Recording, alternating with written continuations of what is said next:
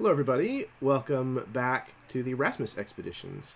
We are here with episode 24 of the Beneath the Banner's Shadow campaign. This is a D&D 5e campaign that is themed around Arthurian legend, a little bit of English and Germanic history kind of rolled in, kind of all put through the fantasy machine, is the intention. And it's been a blast so far. I cannot wait to get to our session tonight titled Witch Hunt. So before I pass things over to my players, I am going to warn you that the language and the subject matter in these games is intended for a mature audience. If that kind of stuff bothers you, do not watch this, especially tonight. There's going to be some things that could be disturbing. So, please, if that's the kind of thing that offends you, don't watch this game in particular. I'd also like to thank the artist, Rachel Ayers, who did most of the shield designs that you will see throughout the campaign. She was fantastic to work with, and her art has really helped to nail down what a lot of these houses kind of feel like. And it's been a huge help. And yeah, so if you need anything done, go check her out. She does good stuff. She's a pleasure to work with. I think that's all I have, so I'm going to go ahead and pass things to my players. They can go around the horn, introduce themselves, tell you where you can find them on the interwebs, plug whatever they would like to plug, and introduce their characters, etc., etc., and then we'll get started. So we're going to start with Eli. Hello, everybody. I'm Eli Kurtz, he, him pronouns. I'm happy to be here tonight playing Beneath the Banner Shadow. I will be playing Sir John Lightnor, a fighter who was a knight to a squire, but is no longer, and is very feeling like he can just coast into his twilight years now that he's got a lot of personal and family baggage processed and floating down the river. Yeah, very excited to play tonight. Excellent. We're happy to have you back, man. It's actually been a while since I've had the chance to talk to you, and see you and play with you. So it's good to do so. Next up, we have Steve. Oh yeah, me. Sorry. So I don't have anything to plug, right? Because we just wrapped the last episode of Sunderhearth. So all of that's kind of there. So it's cool though because it started with Baron and ended with Karen. So we planned that because it rhymed. So that's the only reason either you were invited. Because it just didn't work out otherwise. But no, that's exciting. So now there's a lot of behind the scenes stuff going on. There's a Discord server up for that with I guess people have been enjoying it all day. So yeah, looking forward to tonight. Figure out which witch we're hunting or being hunted by? Question mark. But yeah, man, what a way to like break into Christmas week, right? Get to hang out with you guys and do this, and then go back to work. But nonetheless, glad to be here. There's always Monday, unfortunately. Yeah, I am. I'm very happy to be getting back into this story, especially since we had to postpone last month's session. So you'll be seeing what I had prepped for that tonight. I hope that it's aged well. Whatever. Next, we have Josh. Hey everybody, my name is Josh. Tonight I'm going to be reprising my role as Eddard Baines in Pendrake, the newly appointed Lord of Pendrake, appointed by himself. I don't have much to plug tonight. Not making any music in the last month of the year. Been playing a lot of Cyberpunk, that's about all, and planning to start strong again in January. So if you want to find me on any streaming platforms, Spotify, Apple Music, SoundCloud, it is Lovers X Leap, no spaces. Keep a lookout for that. I'm going to have some more tapes coming out next year. Other than that, I, unlike most of the people, am not excited about tonight. I am not excited to be playing this game. We had to postpone last month's session, so of course I'm jesting. I miss these folks very much. So can't wait to see what happens tonight. Guys, I'm pretty sure he almost called us assholes. You hear that? Man, harsh. No, seriously, Josh. Always. Where's the lie, though? If the shoe fits. Shoe on your. You know what? We're just gonna move right along. Karen. As I recover from dying here. Oh, I'm Karen. Yeah, that's who I am. That's what we're supposed to be doing here. I'm also known as Myth and Gears. That's where you can find me on YouTube and Twitter and Discord. Though social medias and we don't get along very well. But the one thing I do have to say is that we just started a new campaign on my channel. So it's a Harbinger campaign, which is a setting in 5e. So check that on out. And tonight I get to play Ariana Shial. I'm so excited. Since we left the forests way long ago, she's been completely out of her element and continues to be so, even as we are now heading back into some more wild country. Can't wait. Absolutely. Yeah, I'm very excited. Anybody who has mentioned a channel such as Karen just did, you can find the link to it in the description of this video down below. All of them have pretty cool stuff going on. So I highly recommend it. You go check them out. Show them some love. Hit a like, subscribe, all that kind of good stuff. In addition to being fantastic creators, they are just fantastic people. I love them. All right, last but not least, speaking of love, Baron. What's up, everybody? I'm Baron. I play D&D occasionally. It's safe to say that this is probably going to be my last game for the year. I've been busy, forever busy, will always be busy for the rest of my life. But I told my work that I had a Christmas party, so I could be here today, and hopefully no one there is watching. So I will be playing Masakatord, the homesick and vengeance-filled orc Angorian. I got a lot of questions and not very many answers, but I did get one. There may be more. There may be more. We'll have to see. Yeah, always fantastic to have you on the channel, Baron. I'm looking forward to some stuff because we're moving into the country the part of the country where Tord is from. So there should be lots and lots of stuff for you to hopefully sink your teeth into. All right. I think that's everything that I need to say. Oh, yes. It is the holiday season, and Christmas is right around the corner. So I hope that everybody, however you celebrate, is having a safe, a joyous, a peaceful holiday, and a Merry Christmas if you do celebrate. So be nice to each other, even if you can't afford to give anybody else a present this year. Niceness is free. Kindness costs you nothing. Be kind. Yeah, I think that's about it. So I think... No, Jeremy, there's one more thing. There's one more thing. Okay. We can't let Baron be a liar. We have to make this a Christmas party.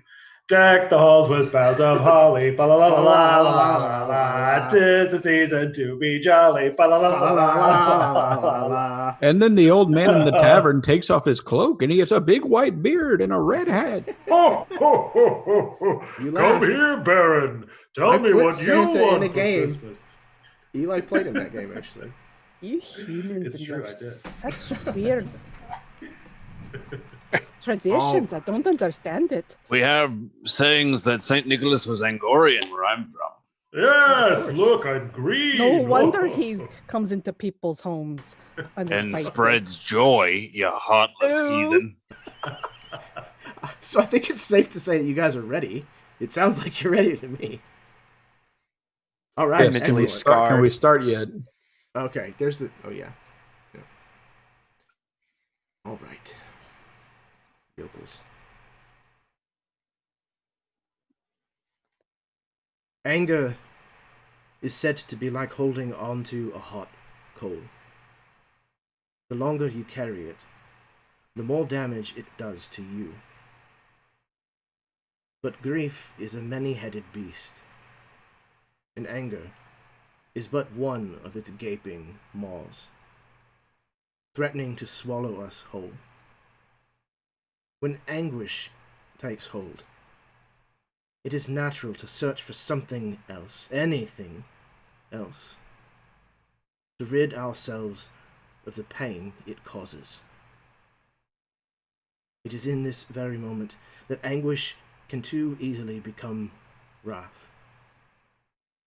Our anger becoming a sword, a weapon pointed outward at the world that does not yet understand our pain. Though fighting those around you may bring some measure of numbness to the gnawing teeth of the beast, grief is a monster that cannot be ignored. Sooner or later, you must face it squarely, or it will devour you.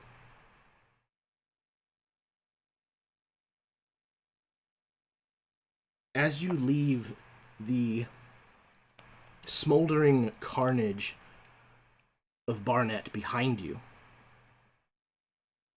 and after the strange encounter last night,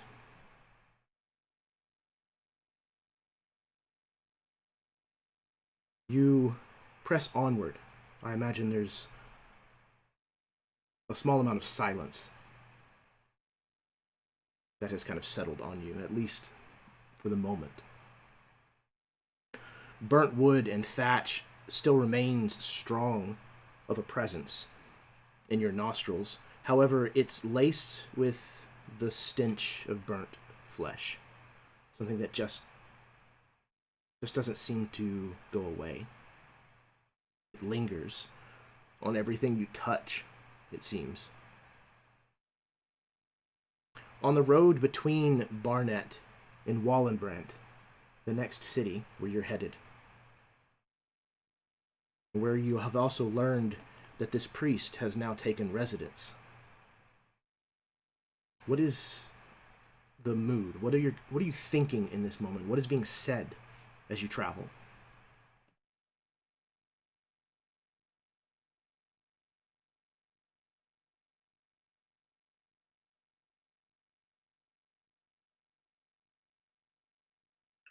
The audible noise of Tord grinding his teeth.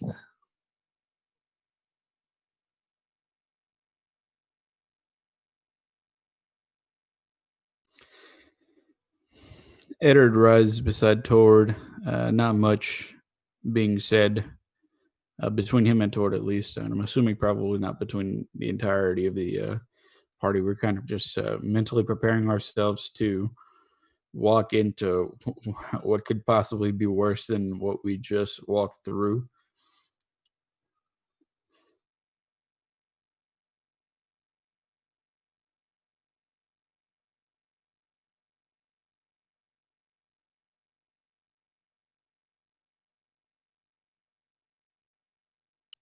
Yeah, I think the mood is extremely somber. I know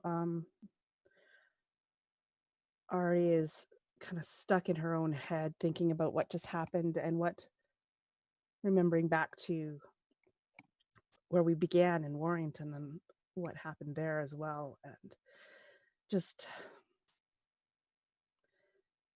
the escalation that's occurring in the last, I guess, couple years.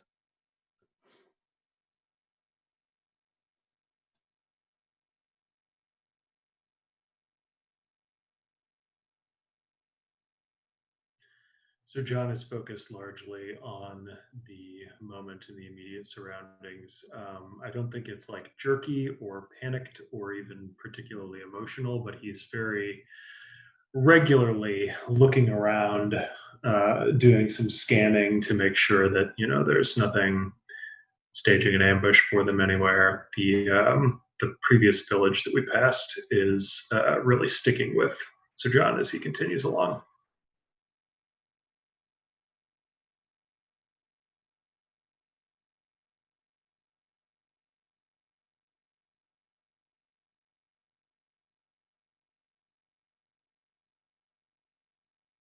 Dane, you have anything?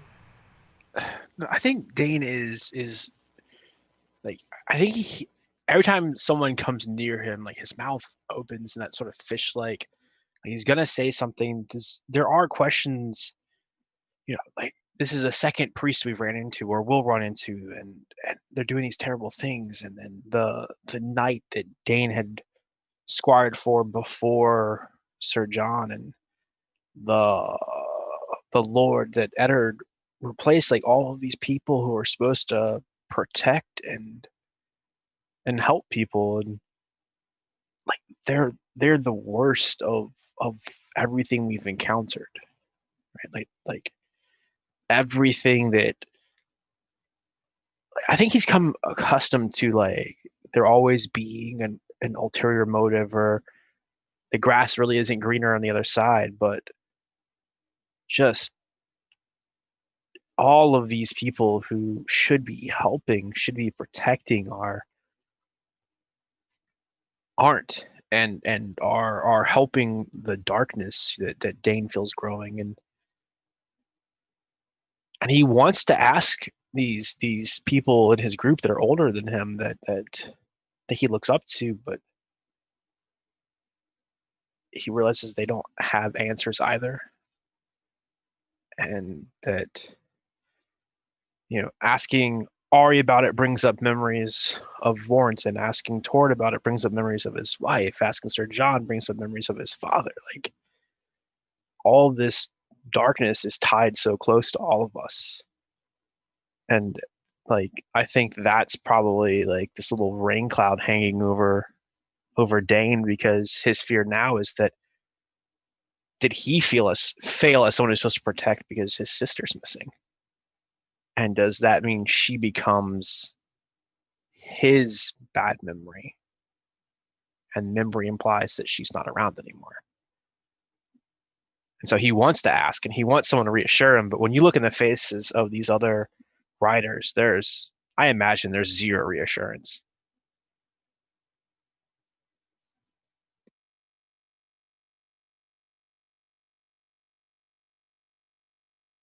You continue to ride onward, and the sound of your own breathing and the clump of the horse's hooves on the path as you make your way down the road is almost the only thing you hear. The forest is deathly quiet. The birds don't even seem to really have enough cheer to sing at all, if they're even present. You don't see game rushing here and there. You barely even hear insects. You continue onward without issue, and you manage to find a camp that will be suitable for the group. It's your size, and it's not too far off the road.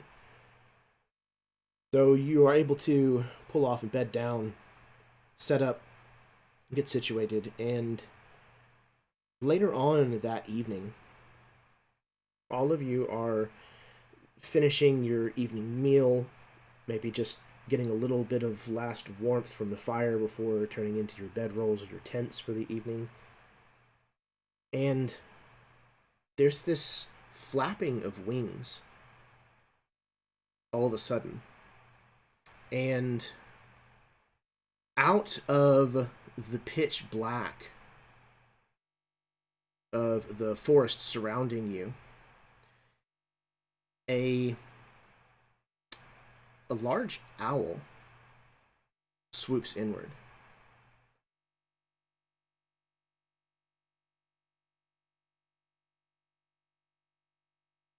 Lost the picture. Where did I put it? Hold, please. See, you give things fancy names, and then you can't find it later. That's why my parents named me Steve. Isn't your dad's name Steve also? It worked. That's fair. Alright, so this strange owl swoops down into your camp and sets upon a branch perfectly in the firelight of your campfire and just rests there, staring down at you. You can see that it has a third eye situated in its forehead, and it seems to trail this kind of blue arcane smoke from it. Regardless of where else the owl may turn its head and look, this eye always seems to stay fixed on Ariana Shial. Ari, you recognize this as a Nelde Loril. This is a messenger that is sometimes used by the Moon Elves.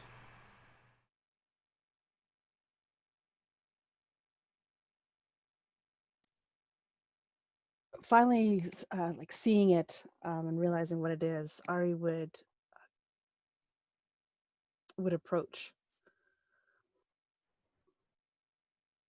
So you know that these birds are used as messengers, and you know that the message will actually be contained within an egg that this bird will soon lay. Interesting. Love that. So I think Ari would just, knowing this, she would approach and just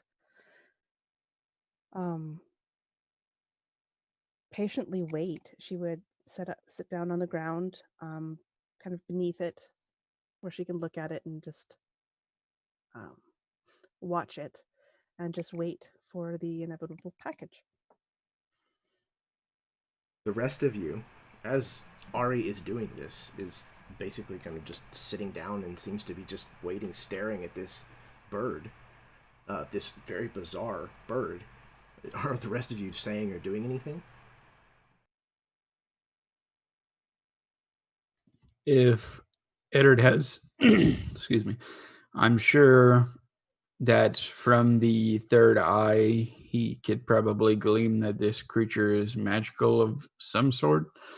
It seems magical. Yes. That's a pretty safe bet. I think Eddard would try to communicate with it by the message cantrip, just speaking to it, asking if it can understand him.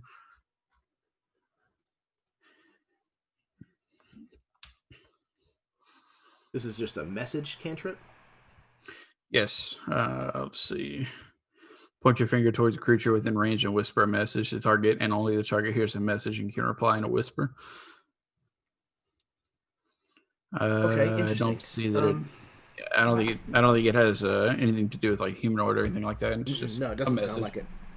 Okay, so I think whenever you do that, the owl turns its head towards you, looking at you. Again, that eye in its forehead stays affixed to Ariana Shial, but the other two eyes in the head itself do kind of turn, and again, almost like impossibly far, the way an owl's head does. But it doesn't seem to say anything back to you mentally or otherwise. It might make like a cooing noise. Okay. Yeah, it's enough for him. He won't try any longer.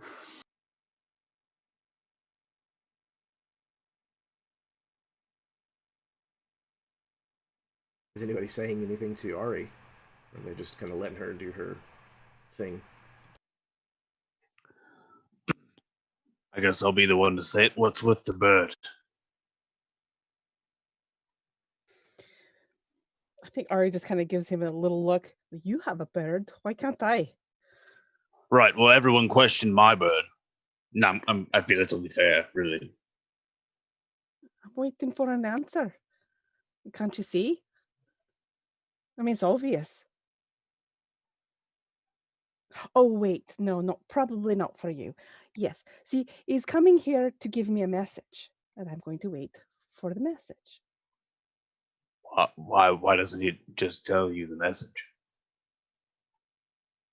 Because it's not time. Well, why the hell is he here then? When's time? Tomorrow? 3 days from now? A week? So impatient.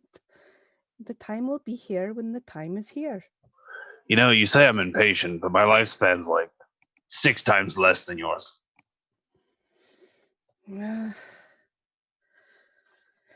That is your problem. Right. Is the owl expecting hospitality or something? I'm not Let's giving the owl speed shit. up I the fucking hate process.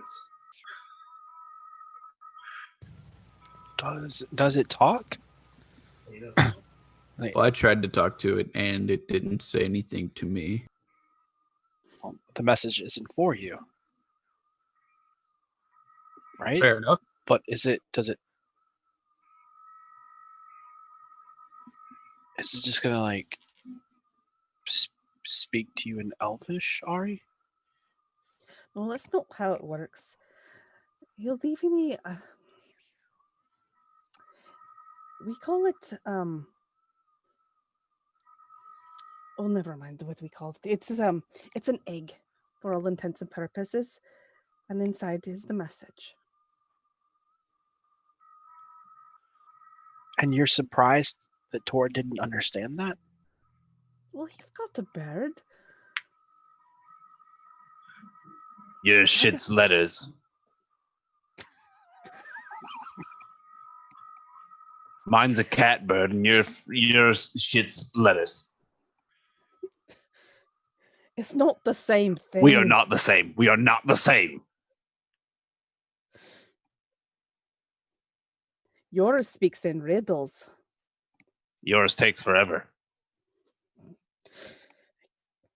Why don't you go do something useful then? Instead of bothering me here. What? So do you eat the egg? Or is there a letter inside of it? I'm gonna go get some firewood. Perhaps the message is printed on the egg. I don't. Dane, this is the time for you to learn maybe a lesson in patience. All your questions will be answered in time. You just need to wait for it. So you don't know.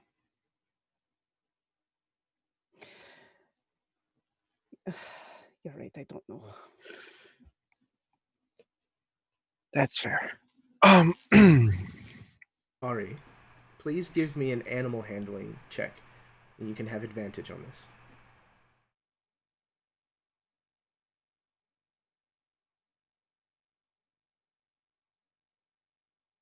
So I rolled 2 10s on my die, so that's not going to help at all. So that's a total of 13. Okay. So, after a while, this owl, seems to have fixated its full gaze on you for a long moment. And then it finally kind of hops down off of the branch and glides down to the ground where you're seated. And almost starts to make like a circuit or like a small circle kind of around in the grass in front of you, almost like stamping down the grass. And then it nestles down and makes quite a bit of racket, and then flaps its wings and takes up off into the sky. And more or less, behind, lying in the trampled grass, is a egg-ish. Looks almost like an opal, a kind of iridescent blue and purple, white, mostly translucent, egg-shaped object lying there in the grass in front of you. Yeah, and as soon as it flies away, Ari would be like, right, now it is time. And she would get up and retrieve the egg. Dane is like glued to you right this second because this makes no sense. So, do you open it? Oh, maybe you hold it up to a candle. Do you have to hatch it yourself? I think I'm imagining like Dane's asking all these questions kind of like in rapid fire succession. And every time Ari goes to try to answer one, he's got another one on the tip of his tongue. And he just like, so she just kind of starts and just listens and waits for him to finish. Right. Right. Patience. How do you done?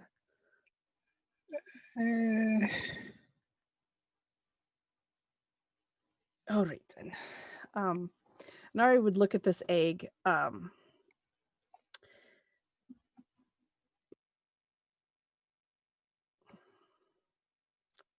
I think she would just kind of take it and go back towards where the fire is and place it very carefully on the side where it's could be warm, but not hot, like not in the flame. You set it down next to the fire, and all of you watch as the translucency of this egg kind of slowly becomes more and more opaque. And as it does so, it finally becomes shiny enough that it's reflective. It's still purple and blue and green, and it has that kind of iridescent fade from one color to another, but it's almost like a beetle's carapace. It's very, very, very shiny. And you know, Ari, that it is now ready to crack open. It is ready to hatch. I would aid it with that, and gingerly just kind of take her. Oh, I don't think I have that anymore. I have a dagger. She'd gingerly take her dagger with the pommel of it, kind of tap on the top and let it crack and see how it breaks. So you start to crack it, and it busts very easily, like an egg would. You know, the shell is thin enough that it doesn't take much pressure to kind of crack it in, and you kind of are doing so with a controlled method, you know, so it doesn't just completely shatter and fall apart, but you manage to basically take the top of the egg off, and inside, you know, are the objects that are contained for your message. Pull them out. Oh yes, absolutely. You find two objects. The first of which is a small braid of hair. If you would please roll me a nature check. Anyone else that wishes to can roll a nature check, but I think you'd probably be at disadvantage for this one. Ari should have paid more attention. That's a 7. Okay. Anybody else roll? Dang. Okay. Interesting. So, Ari, you don't know. It's too thick to be human hair, you think, but at least not elven hair. It might be from a human, maybe an orc, but it's long, and it's kind of pale blonde. Dane, you, on the other hand, and Eddard, both of you, immediately recognize what this is. It's very shiny, like almost platinum, and you realize that this is the hair from a unicorn's tail.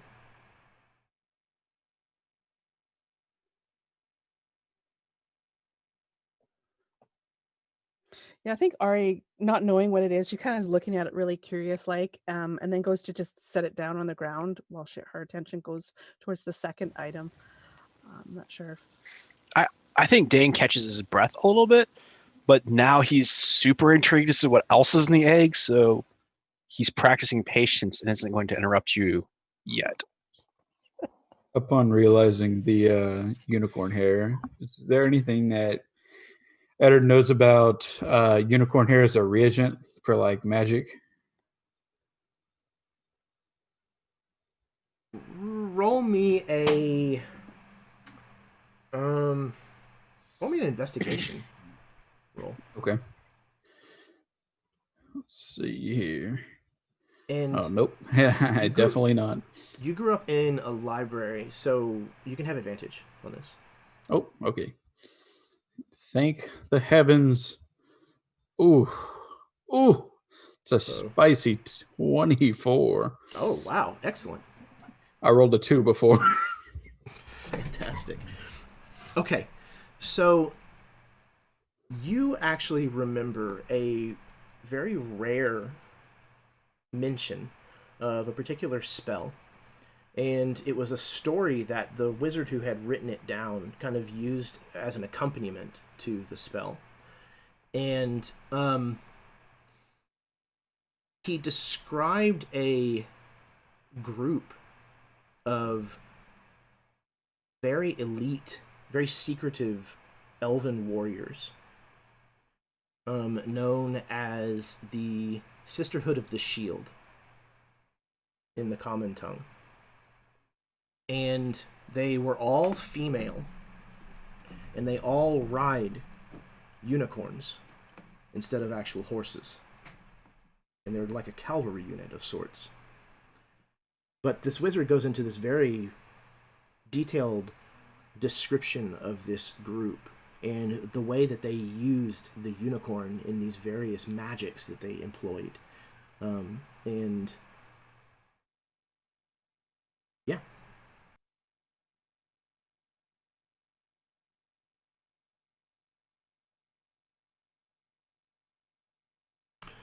Okay. So I will mention that Ariana show.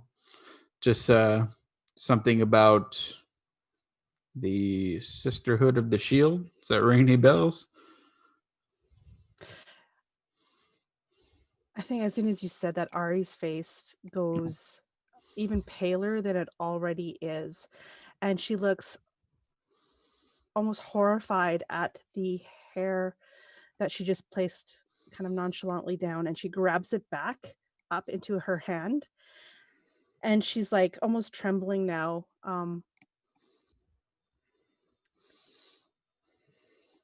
And she doesn't really answer you. You can just see that this is all going on. And then she almost,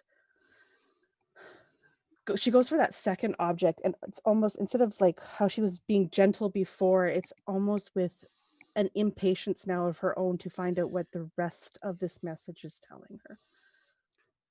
I think Eddard is quietly putting together 2 and 2 in his head. Might not come to the right answer, but I think he's starting to draw a bit of a conclusion.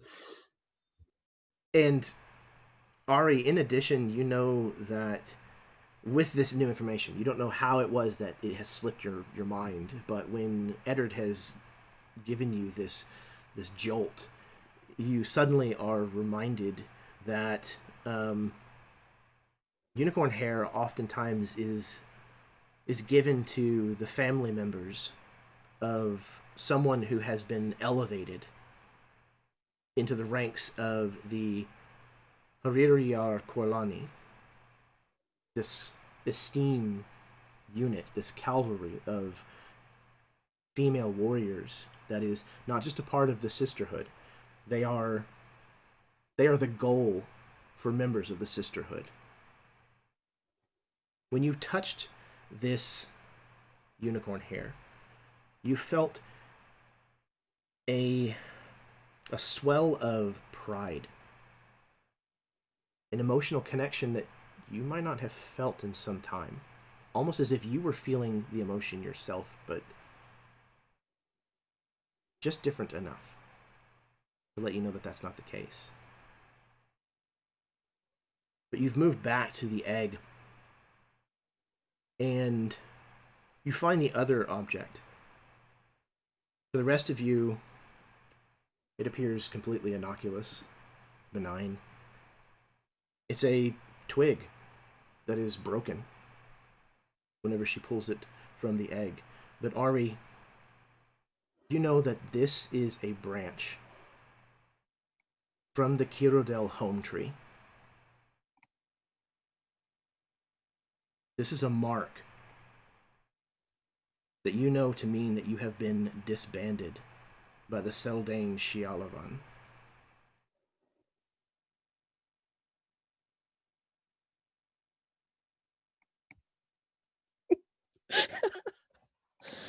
So we're watching Eddard. Oh, that was an amazing reaction. What do you know? It equaled 4 after all.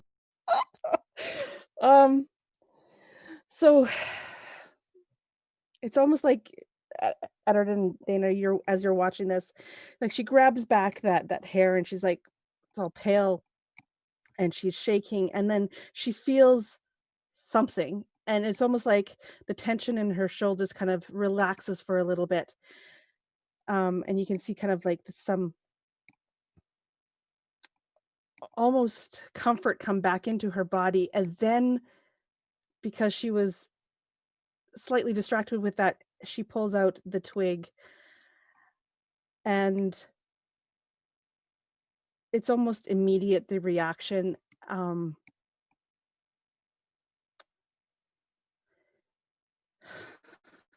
She just,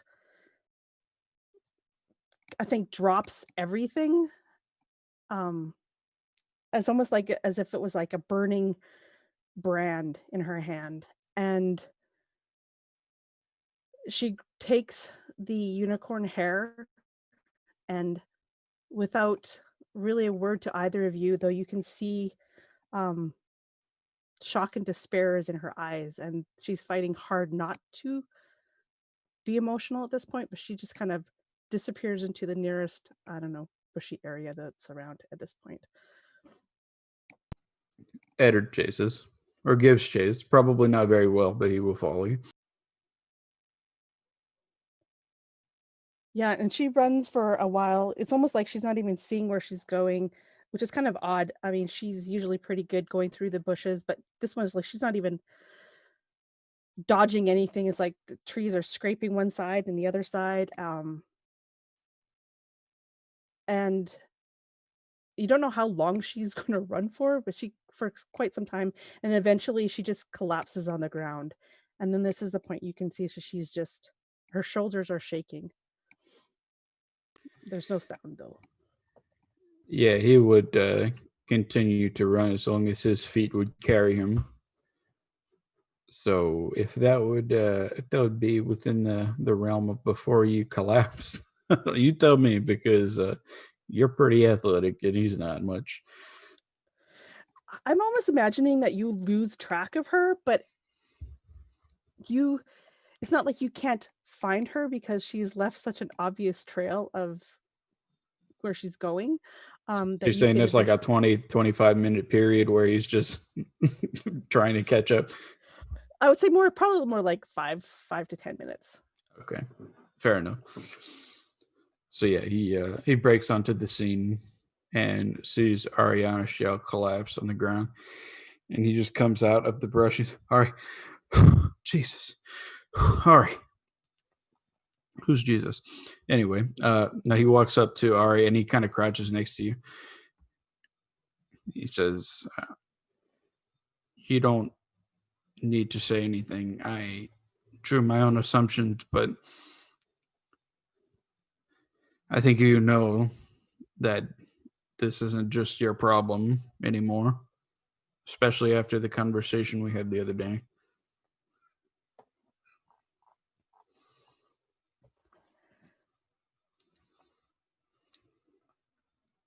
Yeah, and it takes a while, but I think with your presence there,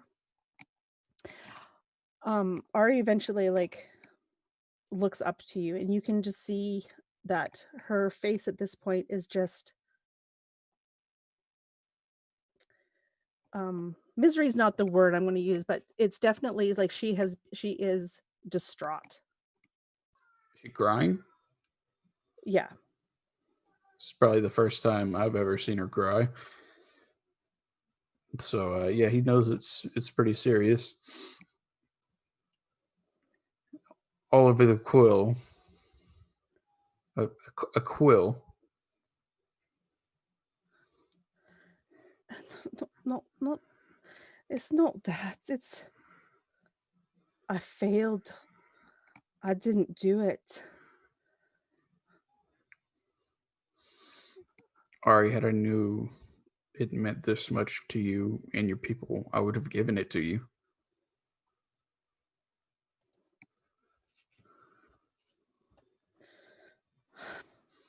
But listen, is there any hope?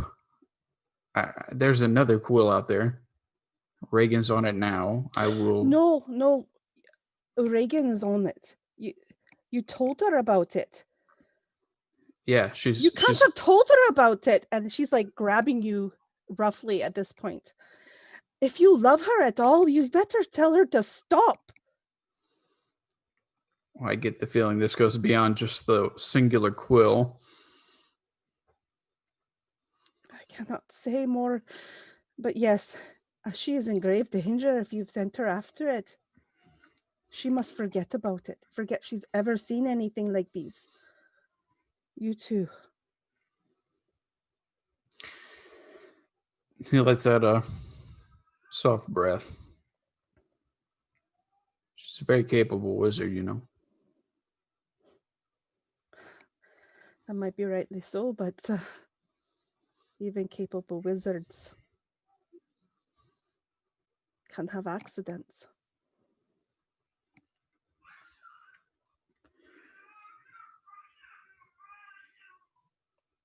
I want to help you. All right.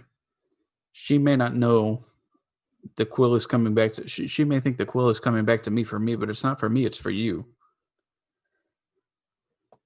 Like, this was like your life's mission. Like, this is the mission you were given by your sisters. And I mean, I didn't know it at the time that I was standing in the way, but like I said, this isn't just your problem anymore. You're a great friend of mine, regardless of what assignment you were given. It is done. I've lost their trust. It is over. But Reagan cannot go after that other one. Very well. I'll send her a message in the morning.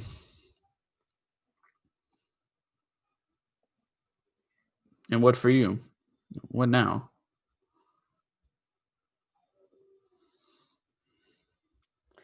I think at that, she just kind of looks at you and I don't know. And then she would kind of, again, kind of fall to the ground a little bit, just kind of all of the energy out of her body at this point. And she says in Corlannia o Fernesheros, which you, I believe, speak Elvish, right? Yep, I sure do. Yeah, which basically means I'm lost.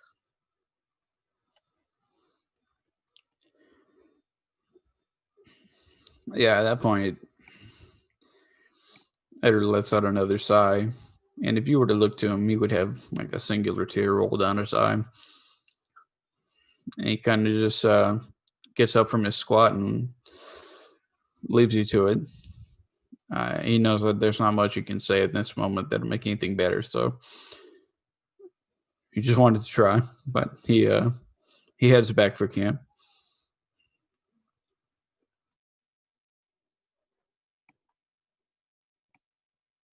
Was there anything that was going on meanwhile back at camp for the other three of you?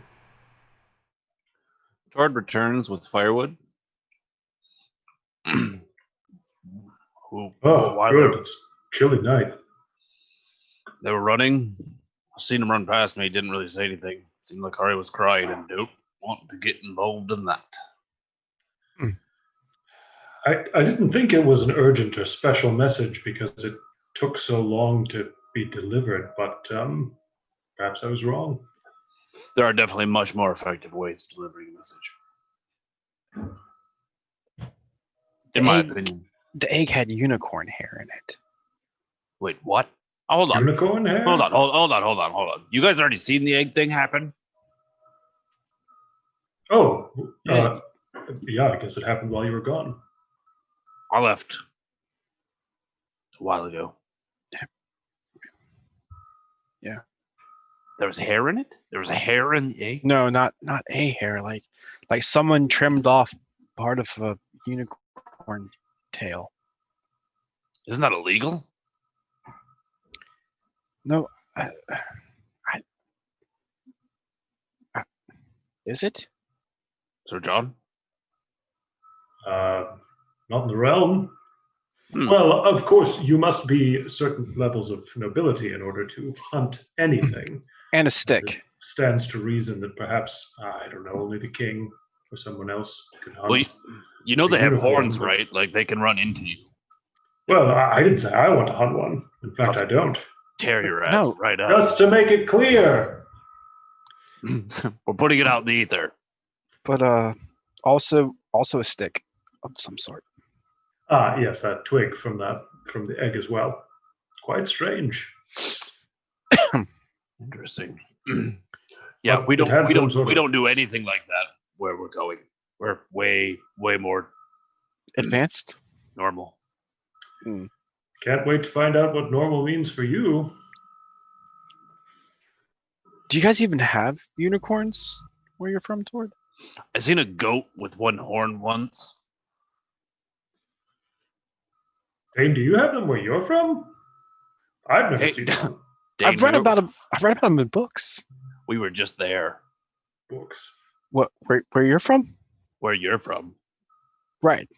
No, there was no Were there unicorns there? Because I missed No. them. I didn't see any. So no. I think I'd like to see one. We have twigs. Sure, but if they've got horns, I mean, at a distance is fine. But I I mean, no. Horses have teeth too, but they don't go around biting you. But you can punch a horse if it acts up. I mean, You can punch a unicorn. I don't think they know. can- It's got a horn. Can they talk? I think so. Maybe. You're gonna punch a talking horse. I didn't say I was going to punch one. I said specifically I wouldn't. Look, It's got a horn. Look, no. I've seen Tord. Depending on what the unicorn said, he would punch it. I would punch the horse. But that's not me. So you're meaning to say that, like, let's say this unicorn says something about Lady Laudine. You wouldn't punch the unicorn in the face? What I want to say in the presence of the forest is that I'm in the business of respecting its own business, and I don't need to be involved. All right. Unicorns aside, whoever sent this, obviously it was sort of important. I mean, they sent a magical owl all the way here from, I'm assuming, Elf. You don't have 3-eyed unicorns where you're from, right, Tord? Nope. We don't have them where I'm from. Not where I'm from either. So it's probably an elvish owl. Stands to reason. Checks out. Would she prefer it if we just said northern owl instead of elvish owl? Is that insensitive of us? I don't think I don't so. think they actually have anything to do specifically with elves, so they probably do have a proper name. Well, But- she's an elf and it came to her. That's one thing. Right, but she's like Well, Kira we don't Delian or call something. them we do call them like Angorian steeds. So Right. Maybe it's not so bad. We should ask her when she gets She back, calls us if she's in the mood. Well, she calls us humans all the time. Ari's kind of racist. We are humans. Right. It's fair cop. True. Well, not you, but you know. Well, right. Right, but he doesn't call us humans all the time. In fact, I try not to do that. That's kind of are you not? that alienates people, and Oh. Look. like, aren't we all friends? Can't we just say that? But if yeah, we are. Important question. Can rivals be friends? Yes. I think so. That happens a lot in the fairy tales. Both and then. Right. Yes. Friends and rivals, the two of you. I really don't think we can be friends without being rivals. I don't know. I've had some rivals that I didn't get along with very well. That's what I'm saying. I don't think we could be friends Really just a without physical being thing. rivals. Like, I don't really want to hang out with you. I like You fighting you. Yeah, I don't want to hang out with you either. No, I'm going to go find some firewood. I look down at the pile of firewood. It's not enough. I think Do you think? Eddard Do probably you think passes. that Eddard's? Oh, I'm about to ask a question about Eddard right as you walked in. Yeah, I think Yes, Eddard is I- probably walking past and on, like in and out of camp. Excuse Yeah, me. if he's going to get firewood, I'm definitely walking past him into the camp. They're talking about something. Okay.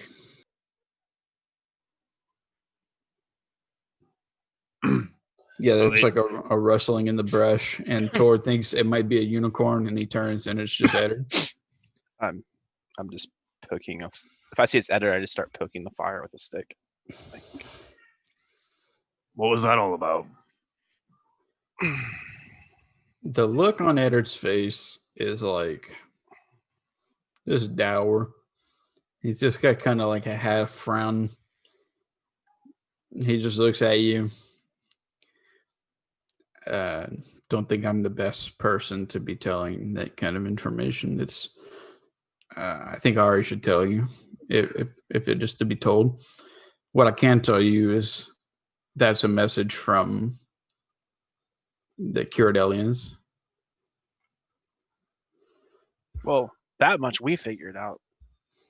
I mean, unicorns and three-horned owls and all.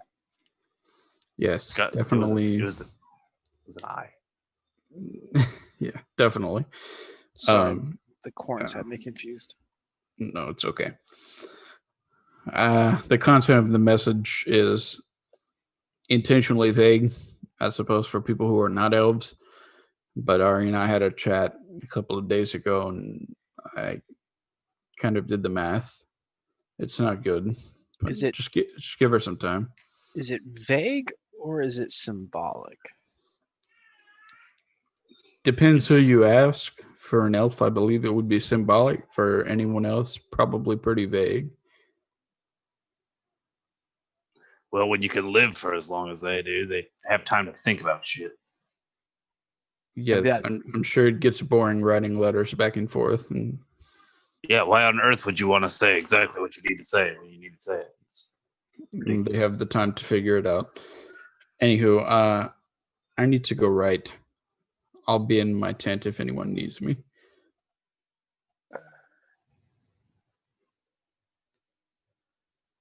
Tane turns towards Tord.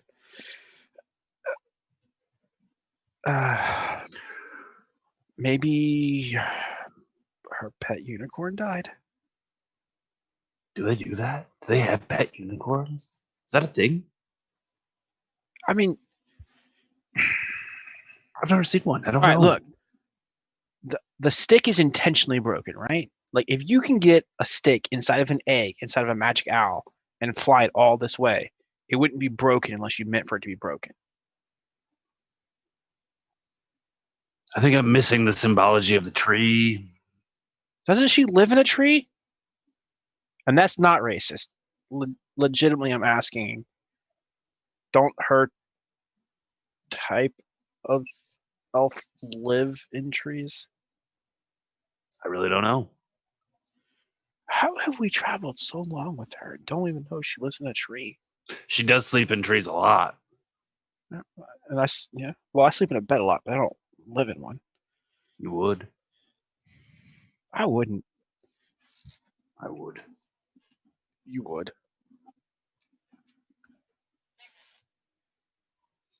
Well, we can ask her when she gets back if she's up to it. Should we ask her? If she ran off and Eddard chased her, and I kind of like lean in a little bit closer to Tord.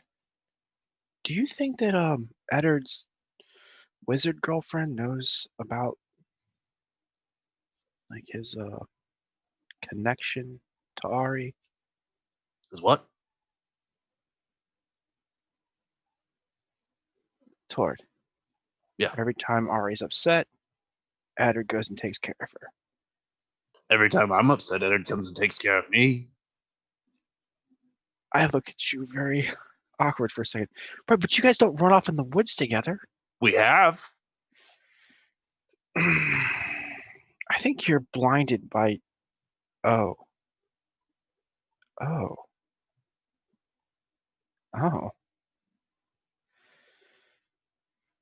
Never mind. Never mind. Okay. I'm gonna go get some firewood. I have brought so much firewood already. I think as Dane's leaving, he passes Sir John with an arm of firewood coming back into camp. I found some great wood out there. Where are you going?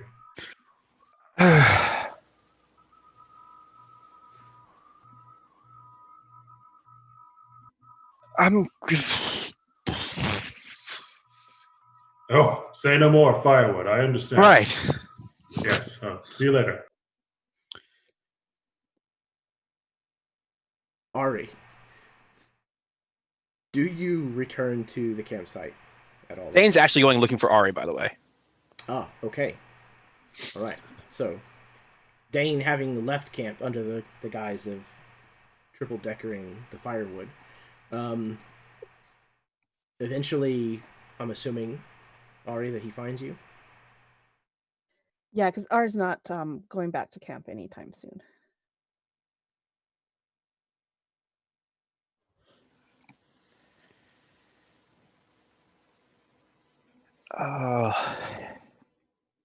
Hey.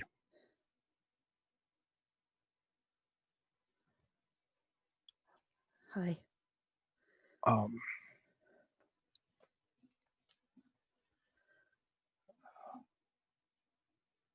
Sorry about your stick.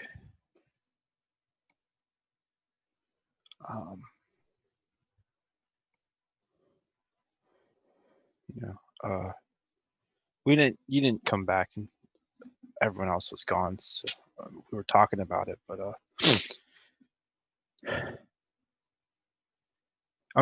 in fairness, we were kind of joking about it a little bit, but not because it's funny, but because you don't normally do stuff like this. So I won't ask you to tell me what's going on. I know it's got to be important. I imagine it takes a long time to get sticks and hair inside of an owl and come out in an egg. I'm sure there was magic involved. But I don't think anyone would have sent you a message all the way from your homeland if it wasn't important. And in fairness, it seems like every time any of us get messages, it's always bad news. So I'm just going to try and cover some bases here. If someone hurts you, we got you. And if something's up with your family and you got to go home, as soon as we're done with Tord and his one-horned goats, we'll get you there as fast as we can. And if you have to go now, none of us are going to question it.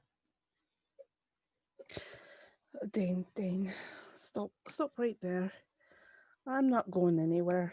I know. I've nowhere to go. What? And what's this about Tord and his one-horned? In a nutshell, we were using Tord logic to try and figure out the message. And that explains everything. You don't have to speak. Dane. And I think maybe at this point is finally when she looks at you, and you can see that her face is kind of swollen as one does when they've had a bunch of time, but it's there's no tears anymore. There's almost like this resignation that's kind of come over her face.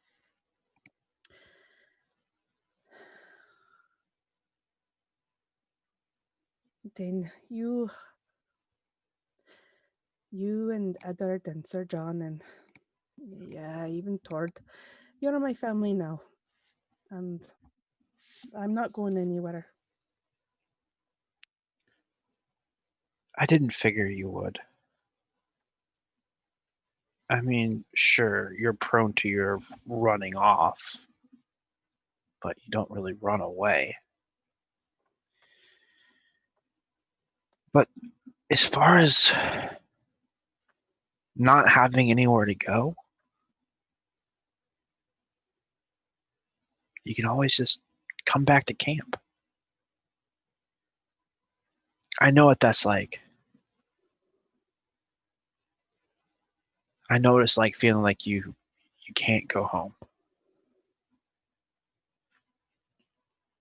And I even now I know what it's like to go home and feel like maybe you should never have left. But Dane, when you were a squire under Sir John, did you ever just fuck up so royally that he never wanted anything to do with you and sent you on your way?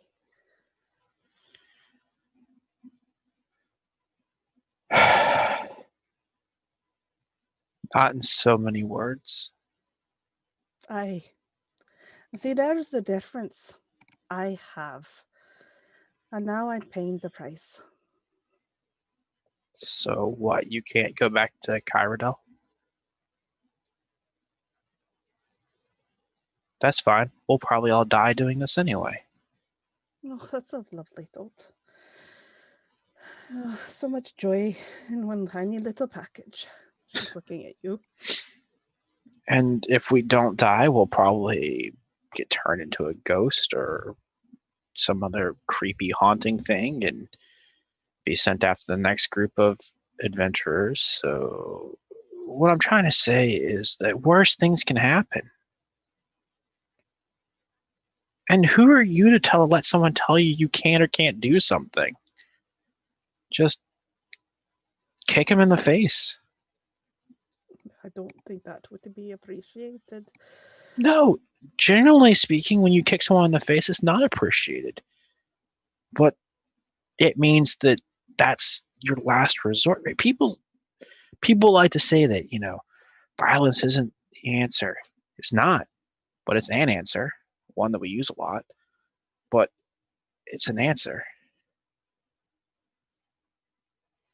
So great. We got to turn the whole party around and head up to Corrode after all this. Oh, your heart's in the right spot, but that's not where it's going.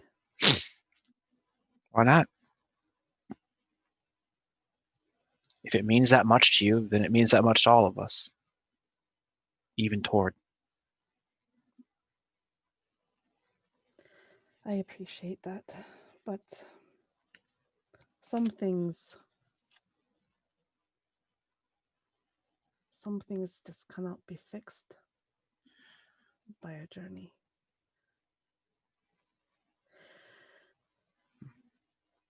Anyway, Dane, that's enough. Right. I'm tired. Take me back to camp. When you say that, you notice like Dane's like looking up into the trees for like perhaps like a low, wide branch for you to sleep on. But all right. And then I pick up like 2 sticks.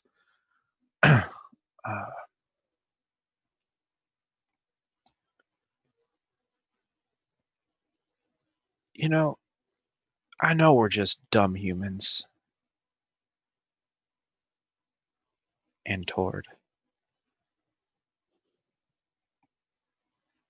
But you don't have to be afraid to tell us what you feel.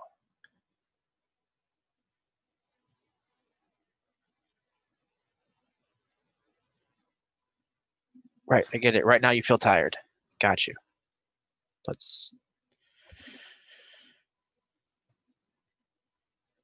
go. How do you send a reply message?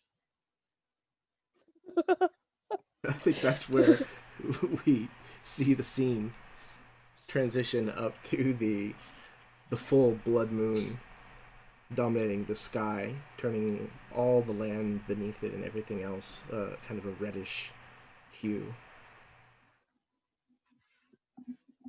The rest of the night passes uneventfully. Those of you who are in the throes of questions or confusion, you wrestle with that through the evening, however you best are able to. You wake up the next day, and you're back on the trail once again. And you know it won't be long before you come to the town of Wallenbrand. And as you draw near, you begin to hear the sounds of life once again. The cawing of birds, the flapping of wings, the buzzing of insects. You realize that the insects are flies, the buzzing of their wings.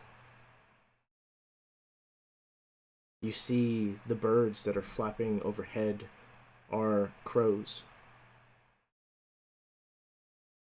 And you can smell that familiar smell once again.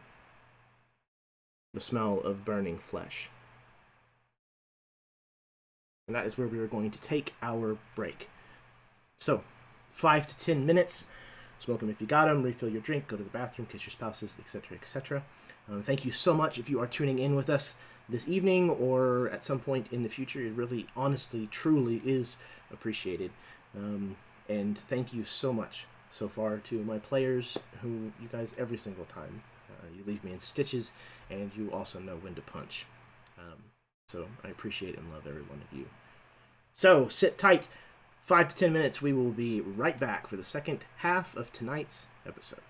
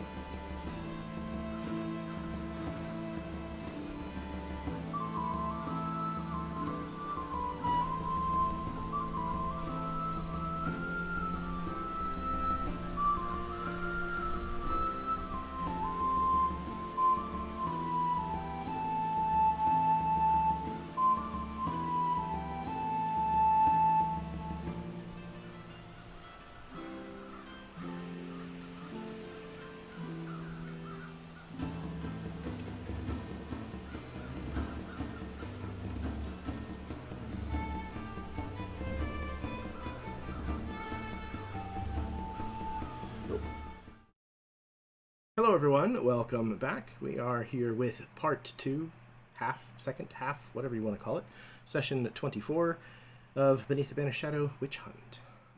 So far, we've already had some big developments as well as some fantastically touching roleplay and a little bit of lighthearted banter. It made me almost piss my pants. So, we've kind of touched several bases, and hopefully we can hit a few more this evening before we close out the year. So, without further ado, if all of you are ready, we can get back into this. Excellent. Let's see what I got.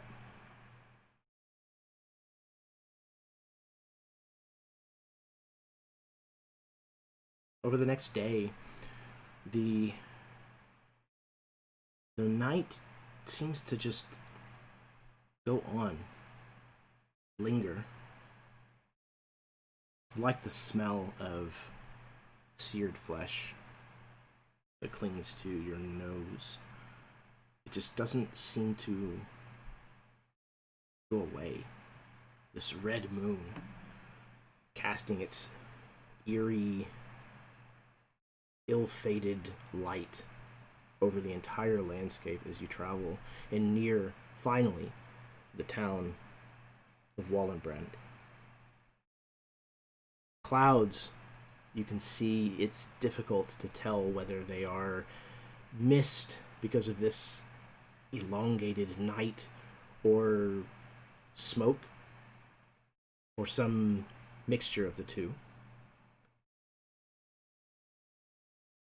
It's oppressive and dark.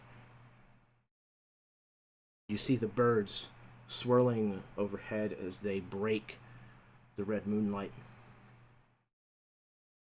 But you know that they're crows.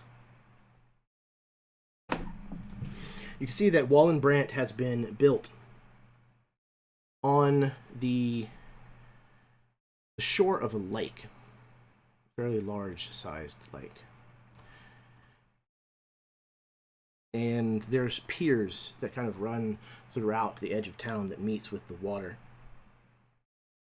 As you approach the front gate, you can see it is standing wide open. But you can see well before you get there that there is a corpse hanging from its front gate.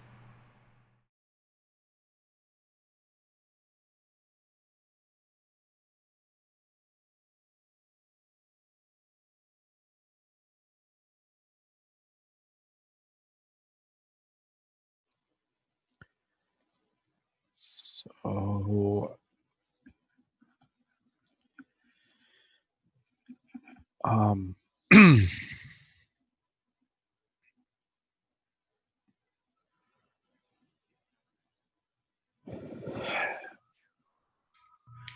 Are we all prepared for the worst? I say, sort of like adjusting the straps on my shield. Prepared as we ever are, I believe.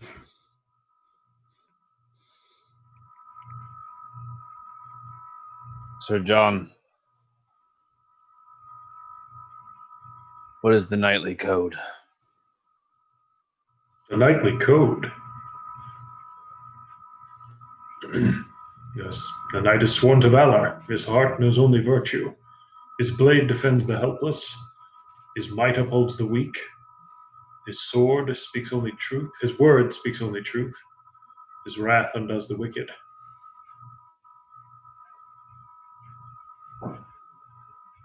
Let us carry out the code.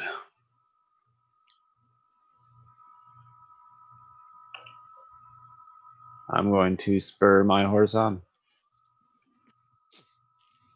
I look to Sir John and then to Tord as he's sort of riding off.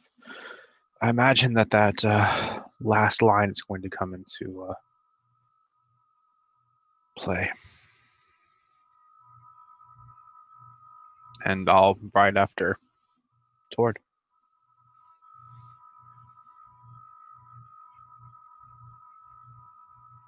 Yes, I ride along with Dane.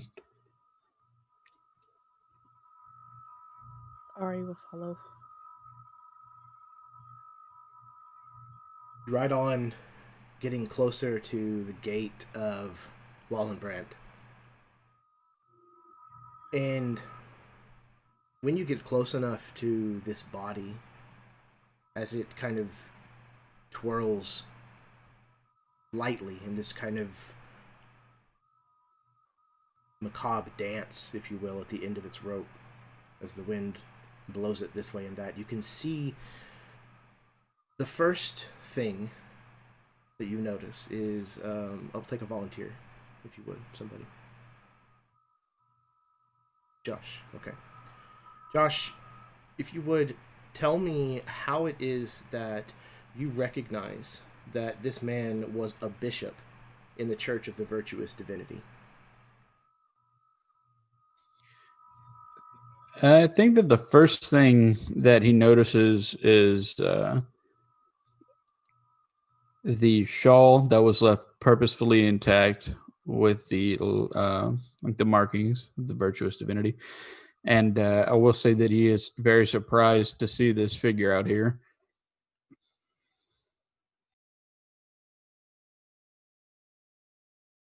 And as you get nearer still, you can see that the sigil, the marking of the Virtuous Divinity, is not the only marking on this corpse. You can see that painted on the front of his tunic is a symbol that you have all seen before. It has been some time, but you know that this symbol marks this individual as a witch friend. The last time you saw this, it was in a similar situation, and it was Ansel of the Valley who had received this treatment. However, you find something further still disturbing about this corpse. As you near, you can see that the marking has not only been painted upon his tabard, it has also been carved into his forehead, the palms of his hands, and the soles of his feet. In order to enter the town, you will have to ride beneath him.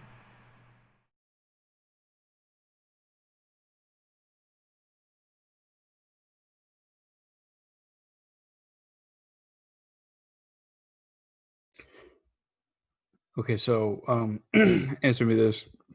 After having a look at the corpse and the engravings upon the body, so it looked like the shawl was laid intentionally over this corpse, like a flag, like to send a message. Because Edward's first thought was Virtuous Divinity. Those are the guys that are like out here doing all this stuff. Because that was a situation in Warrington with the priest, the witch hunters. It seemed odd to him.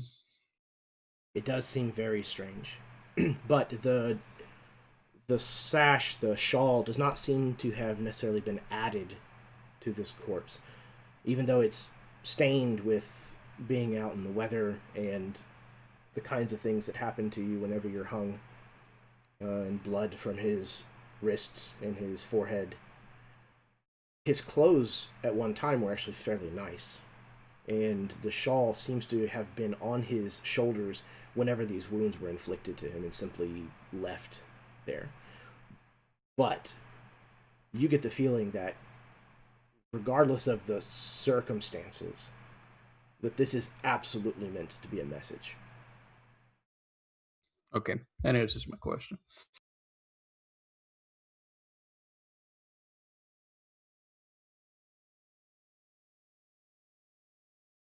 So you ride on, passing beneath this swinging man, this swinging bishop. And you find the streets of Wallenbrand to be fairly empty. Until you get closer towards the center, where the keep is located, where the cathedral is located.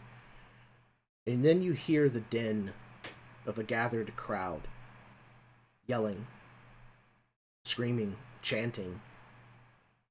People seem to have gathered up ahead, and they seem to be worked up into a fervor.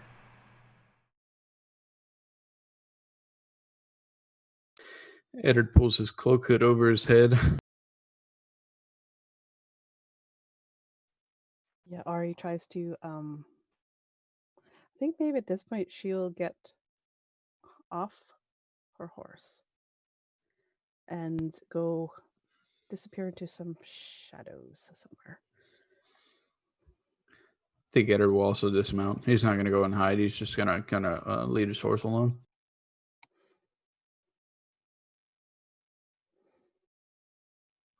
I'll do the same. Maybe Ari hands Eddard the reins of her horse. Just Oh, yes. Eddard is double fisting. One horse on each side.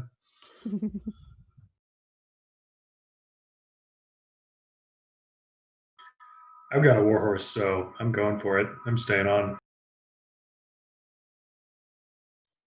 I'm also going to stay on my horse.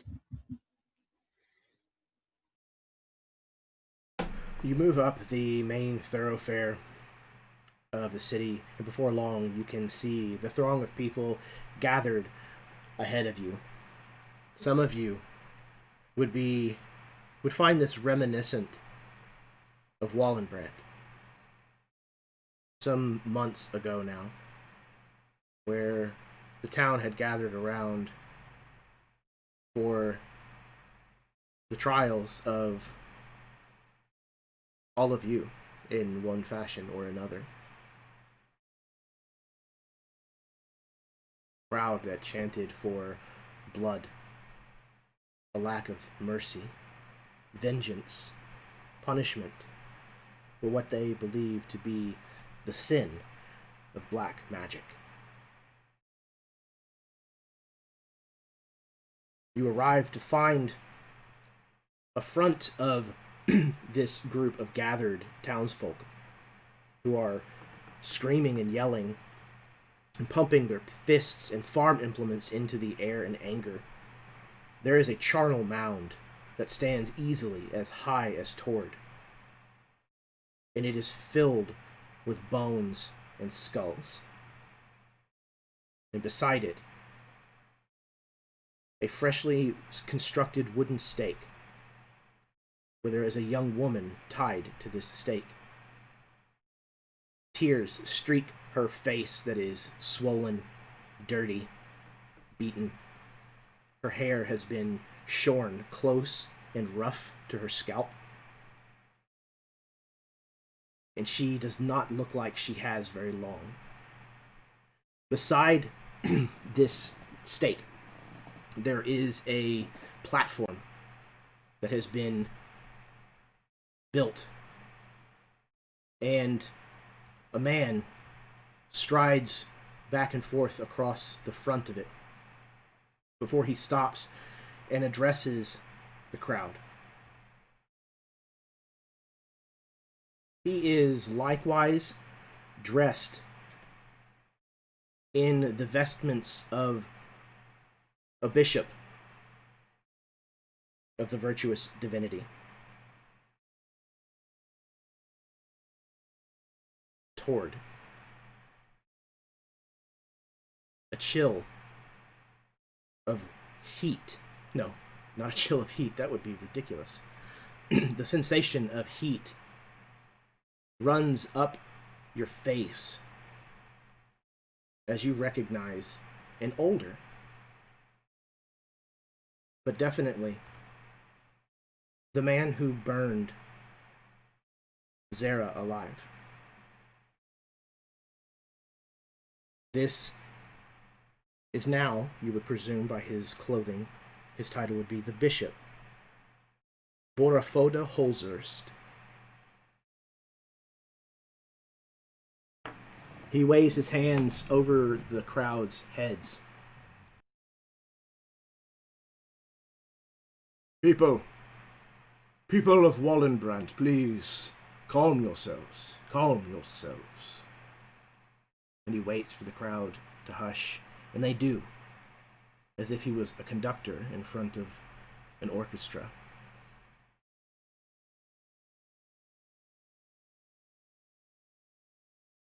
Your bishop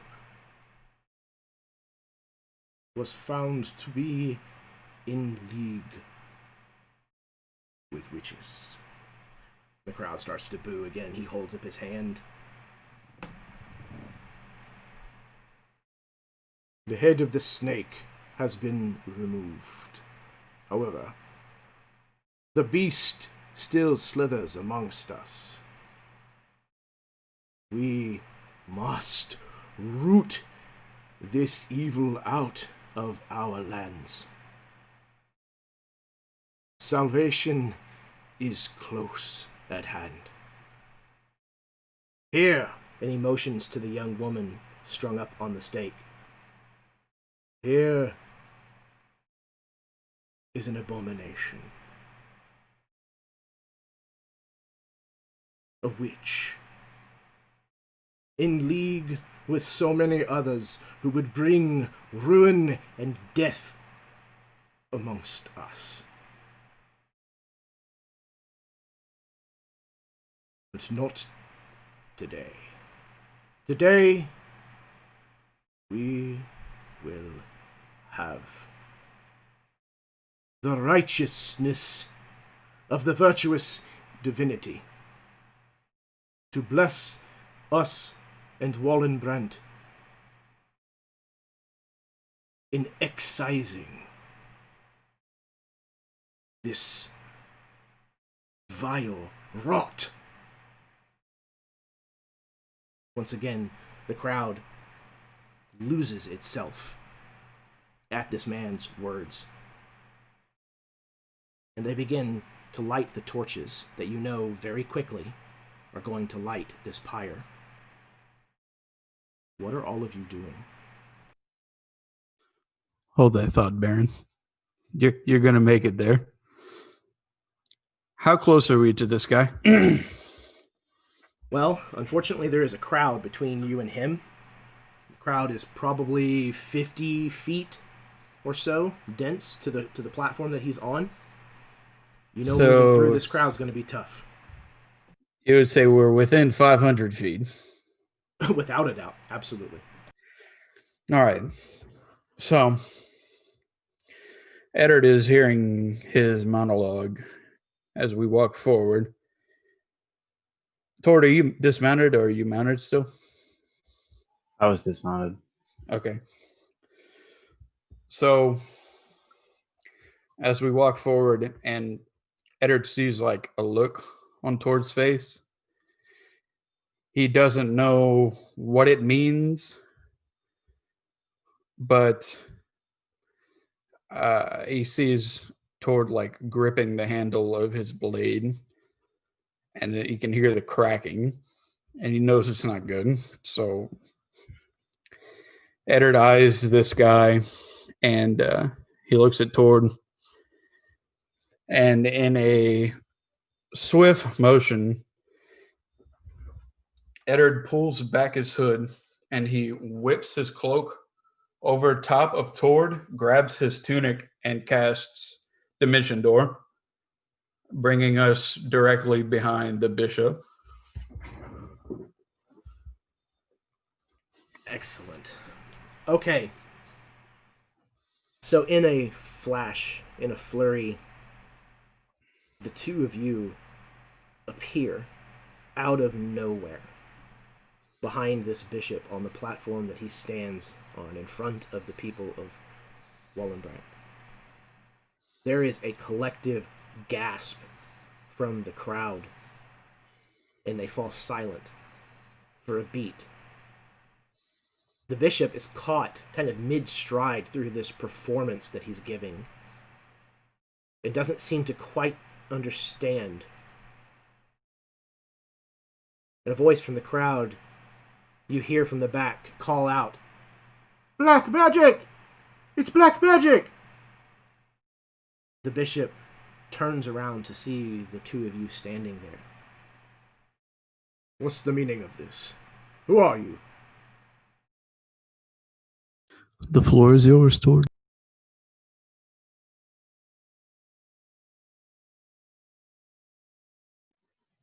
This is totally not what I anticipated, so I hope you can do something like that again to get us out of here.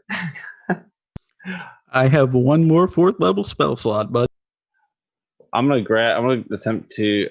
I have my sword. I'm gonna drop my sword and cut the girl free. Can I do that? Sure, absolutely.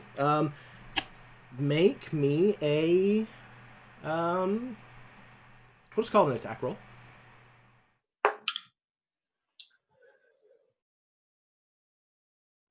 14.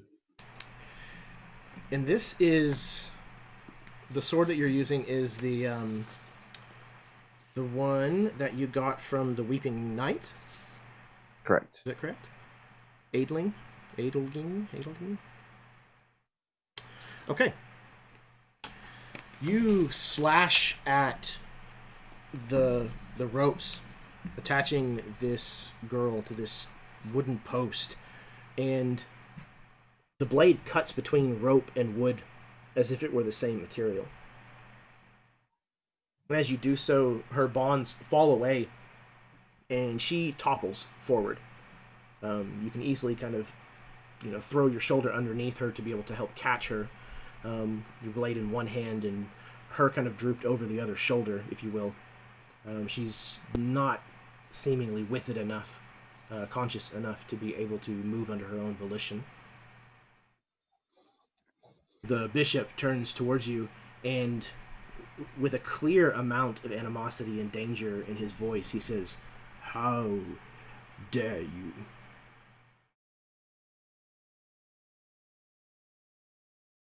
"Which friend?"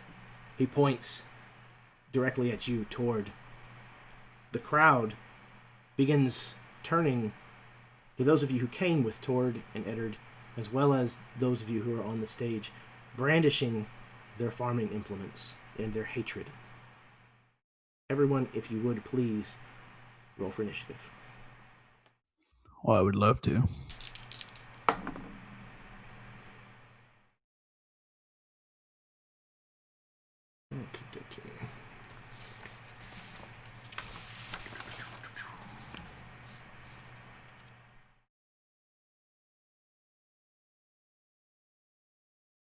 Okay.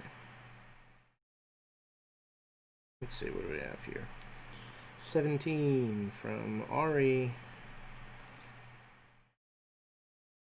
15 from Eddard.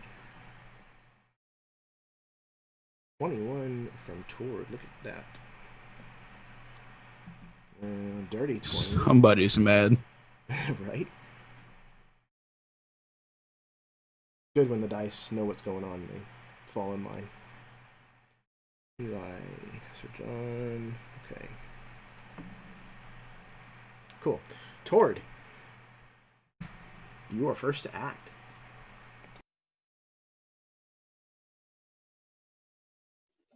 How heavy is this person? Like, am I like restrained or hindered by carrying her? No. What is your strength? I'm sure it's decently 18. high. Yeah, this is not a problem for you. She doesn't look like she was an overly large woman to begin with, rather petite and small. She's kind of young, but she also seems pretty emaciated at this point, so it's not a problem. How wide is this stage? Probably 20 by 40. It's a pretty sizable platform. I guess more how far between me and him? Well, and not far. Yeah. Like, okay. I have 30 feet of movement. Could I get to him with half of that? Yeah, I would say so. He was basically kind of following you across the platform, so. Cool. That's even better. I'm going to hit him. With your fist or with your sword? No, with my sword for sure. Screw this guy. I hate him so much. Just asking. All right. Swing away, sir. I believe I have a point of inspiration from somewhere. Do we do that still? Most of you probably do, yeah. I may not have. Yeah, I had like 25 at one point. No, I know they go away after a specific amount of time, but I'm pretty sure. I'm not using it. I'm not gonna use them. I don't know if I have it or not. I guarantee you, all of you have one. That's what I was thinking. Yeah, like I try to give them out pretty regularly, but it may not always happen. And you can have up to 4 in my game, so.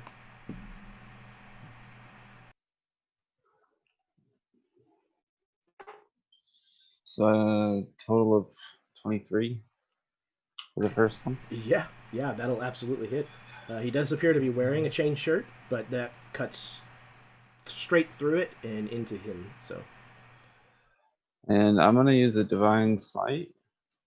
Ooh, okay. So it would be 5 slashing. Okay. And then 7 divine. Okay. Let's see. All right. Blade. And then not blade. Go ahead. Sorry. I have a second attack. Yes. Okay. Roll it again. Figure out if it's enough to. Well, bypass. if I'm doing this correctly, my sword gets a +2 now. Yes. Because I've so hit him? your sword, your sword begins at a +1 versus everything, and then if it hits a target, it escalates each time you manage to hit it up to, I think it's a +5. Yes. Yeah, and you can only have that going on one target at a time. So. Right. But, okay. But yes, so now it'll be an additional +1 to the hit and the damage. That was a 21 to hit. Yep. And 10 slashing. Okay. All right. After striking him, I'm gonna just retreat and try to get back to Dane to get out of here. But that was just kind of the plan there. Not Dane, Eddard.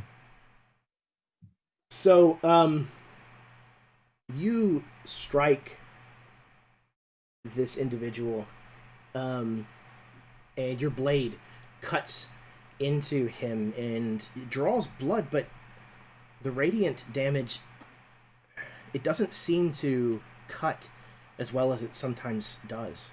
It seems almost as if he's resilient to this form of your divine power. And in response to the second hit from you, he actually stretches his hand out and casts a spell at you.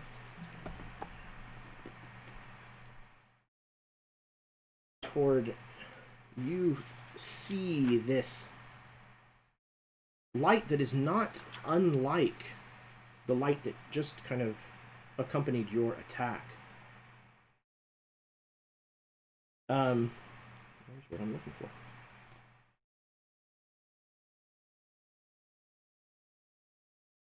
Oh. It helps if you look up the right word. English goes into this. When this second attack lands, he points his hand towards you, and you all of a sudden are flooded with the images in your mind, as if you were on that pyre, flames surrounding you and licking at your appendages. You need to make a dexterity saving throw, please.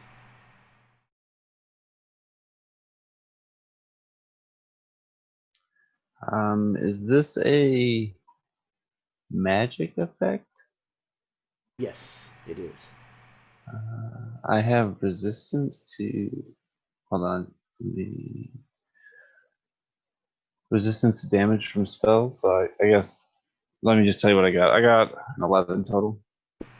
An 11 total. Okay. Unfortunately, that's not going to be enough to escape the damage that this does, as you're consumed by these flames all around you. However, you said you have resistance to what now? Damage from spells. Okay, perfect. Can I give him a Bardic Inspiration die? To add to that roll? To save? Yes. Yeah, that's fine. It's 1d8. Okay, we'll just have it cost your reaction for this round. Yes. Yeah, that's fine. Add Okay. 6. So 17. Okay, 17 will be enough to pass. So that's going to... Full damage would have been 17 points of radiant. So you will take half of that in the round in your favor, so that'll just be 8 points. As these pyre-like flames surround you and lick at your feet, you kind of feel almost as if you were breathing in the smoke caused by the burning of your own body. You're able to look up and you see Dane at the back of the stage. You see him and know that your friend is there with you, and you're not likely actually going to burn in these flames. You managed to avoid the worst of it. Don't you mean Eddard? Oh, what did I say? Did I say Dane? I did it to you. Oh It's my my god, fault. sorry. I started Eddard. it. Since he's the one that gave you the die, that was where that was headed. I think that maybe clears towards mine enough from the anger for his attempt at a retreat or to move back to Eddard if that's possible. I don't know if that would provoke an attack opportunity from him. It would, but he does not have a weapon drawn at the moment, so... Okay, well, I'm going to do that. Kind of being pulled out of the penance fire. Okay. That brings us to... we'll let Dane go first. Dane, it's your turn. Actually, Dane, this turn. Sorry, I just had to figure out which Dane you were talking to. Yeah, Dane 1 or Dane 2. Right. All right. So this crowd you said is about 50-ish feet dense, right? Yes. Okay. And they have now turned and are trying to lynch mob us. So That is correct. I don't They are think not they looking know friendly. you're there, are they? what's that? Do they know that Dane and Ari and Sir John are there? Yes, the crowd has turned around because you guys are basically riding straight up the main street. Right. Okay, okay. Ari is hiding though. Yes. Well, that's true. Yeah, anybody who peeled off, yeah, they don't know that you're there. Okay. All right. So for the first time ever, let's try this. So sitting on the back of the horse and seeing these farmers, and there's this voice that enters Dane's head. It's that of the washerwoman of his grandmother.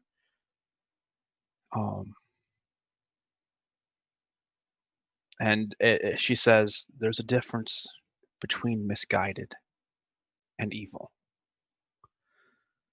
And so Dane sort of reaches his hand out, and then his other one joins it in this sort of washing motion, and centered at the center of the group, and it'll go 30 feet out, so it'll catch most everybody. In their eyes and in their ears, they can see this lapping water start to wash up across their feet. There's this gentle sound of the way that children play when their parents are still doing chores. There's that smell of fresh water that overrides the stench of death in this area. And then light begins to dance across the waters that laps at their feet. They can all make a wisdom save. All bajillion of them that are in that 30-foot pack of farmers. What is your DC? 16. Okay. They failed. By 1 point. So they are charmed and incapacitated.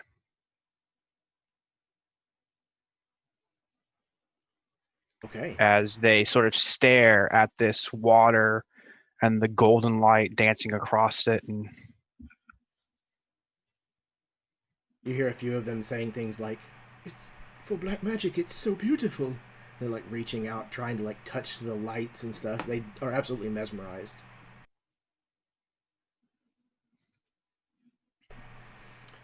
Okay. Bishop Holzhurst is going to take his first layer action here on the steps of his cathedral. Here where he performed so many of these burnings, these executions. He turns towards you, Ford, retreating away from him. The boards beneath your feet begin to buckle and slap together almost as if into a shape of a pyre beneath your feet once again. And these flames erupt around you. This is not quite the same as the first time. The first was like remembering a bit of a nightmare. This is like living your nightmare. I need you to make a wisdom saving throw, please.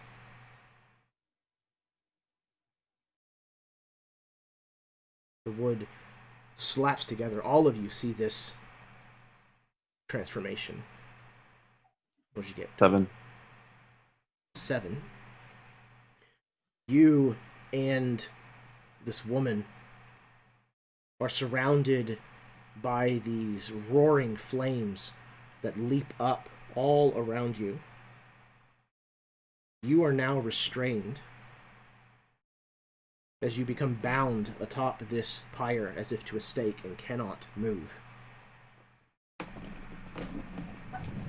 The fire around you, not radiant this time, burns as if real flame.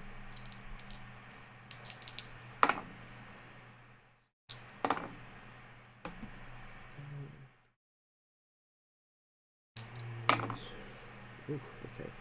24 points of fire damage as you were caught within this immolation.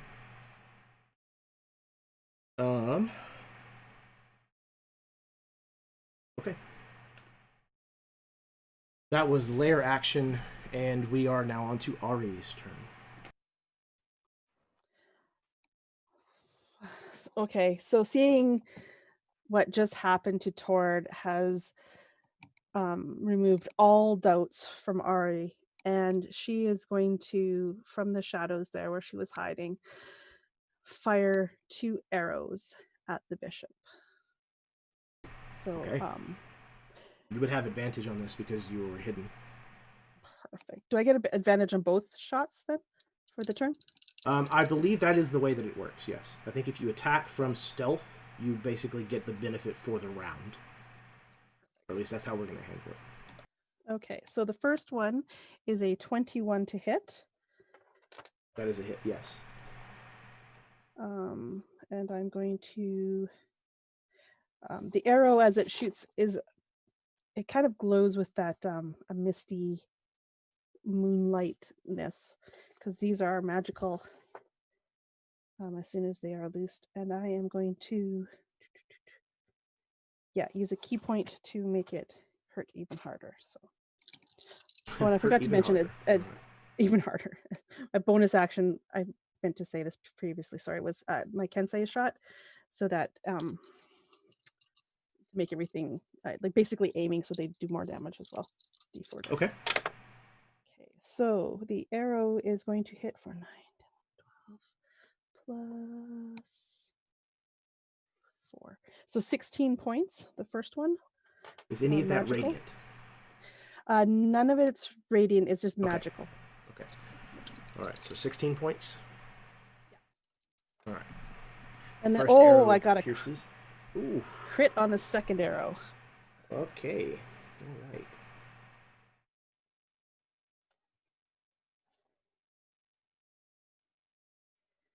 Okay, so max damage and then roll, and that applies for everything. Is that Yes. Yeah. So Okay. it's your maximum total damage, dice damage plus modifiers, and then you roll your dice and add your modifiers a second time. okay? So 20 plus 6, 7, 8, 9, 10, 11, 15. So 35 for the next arrow. Okay. Wow. Okay. Yeah. The first hit hits him kind of in the left shoulder, and he staggers backwards, dropping the hand that he just summoned this pyre beneath towards feet with. However, the pyre remains. And the second shot, however, hits him directly in the abdomen, just beneath his sternum, and buries itself basically to the fletchings of the arrow. And he kind of lets out this noise very audibly over the crowd's chanting. But he is still alive. It is my turn. okay. It is the bishop's turn. He looks down at this protrusion from his chest and looks back up with blood staining the salt and peppered goatee that he sports on his face, and his cold green eyes lock on you, Ari. And he points at you. And you can hear, though his breath is wheezing and coughing, I call upon you, the virtues. Punish these wicked people, these demons. Teach them the ways. Okay.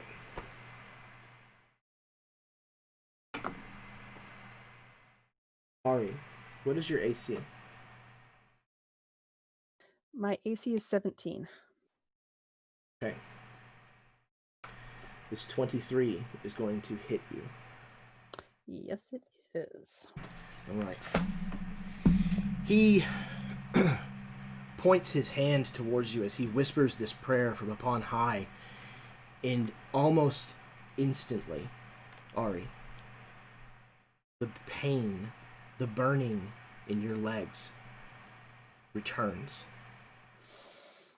And it spreads rapidly throughout your entire body until it feels as if it's going to consume you from the inside out. You are racked with so much pain that your vision goes white and you cannot see anything. The rest of you, if you are paying attention to where Ari is, you see her disappear from sight.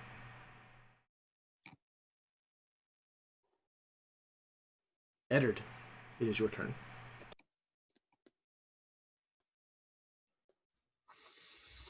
So I think, what's the situation with the woman? She also got cursed, like Tord, correct? Yes, yeah. Tord still has her essentially over his shoulder, though it's difficult to see them at the moment.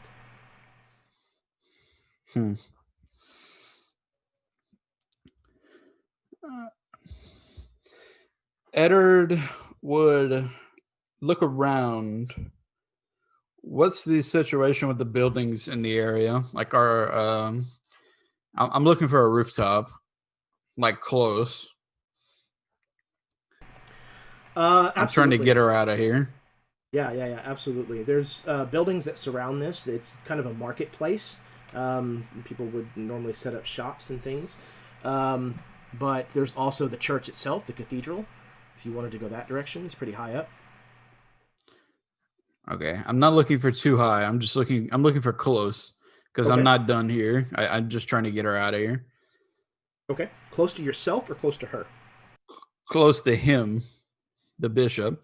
I'm going to I get see. back into the fight next turn. Gotcha. Yeah, the cathedral would probably be the closest building to where you two are. Okay.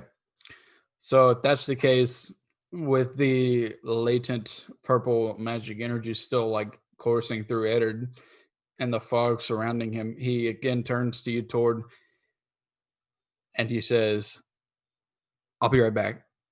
And he flips his cloak over the lady and casts Dimension Door again, teleporting him and the woman to the roof of the cathedral, where he can tuck her away behind like a wall where she's out of sight.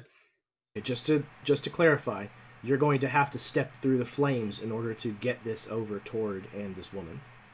Yeah, that's totally fine. I'll take it. Okay. Then I need you to make a dexterity saving throw, please.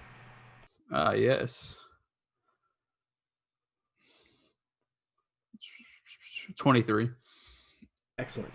So you manage to avoid the worst of this, even though you're intentionally kind of throwing yourself through them to cast this spell. So you're going to take some burning, but it will not be as bad as it was for Tord. And so you're going to take half of 31, so you'll take 15 points of fire damage. Okay. So the way I imagine this, he kind of says that to Tord, and then he rights his feet, and he just does like this kick up where he puts his hand down into the flame, like does this kind of cartwheel over, brings his cloak over, and shrouds the woman in the cloak, and then they just vanish from sight. Absolutely. You kind of loose your cloak over the top of them, and it kind of falls under its own weight and just continues to fall as if nothing were beneath it, as if nothing was going to stop it and cause it to drape over a shape, and it just kind of falls down onto the ground flat, snuffing out the flames that it covered. There's just smoke kind of trailing from the edges of your cloak. Okay, that was Eddard. The villagers are now turning on those of you who are reachable. How many of them are still able to act? Out of curiosity. I would say the crowd to start with was probably close to 200 people. And you got a sizable amount of them. Yeah, 3/5 of them. Yeah, so you probably managed to cover the majority of this crowd with this kind of still like 80 spectacular people. magic that dazzles them and causes them to not be able to do much else but be mesmerized. But there are enough of them still that they're going to turn their implements towards the lot of you. Ari, they will not be attacking you because as of right now, you're not there. Tord, same, you are not there, so you will not have an attack coming at you. The rest of you, however, will have someone coming up to you with these farming implements attempting to strike you with them. Dane, what is your armor class? It's terrible. Probably not this high. 14. Yeah. Misses you entirely with this kind of rake that they're kind of bringing down towards you. Another attacks with a sickle and also, likewise, doesn't come anywhere near you. I like to John. imagine they're just mad because they don't get to see the cool visions. Maybe. So, John, I imagine that your armor class is in the double digits at least, so. Yes, okay. Yeah, that's another miss from, well, he just rolled a 1. So he drops his weapon into the dirt, in the excitement, his fear.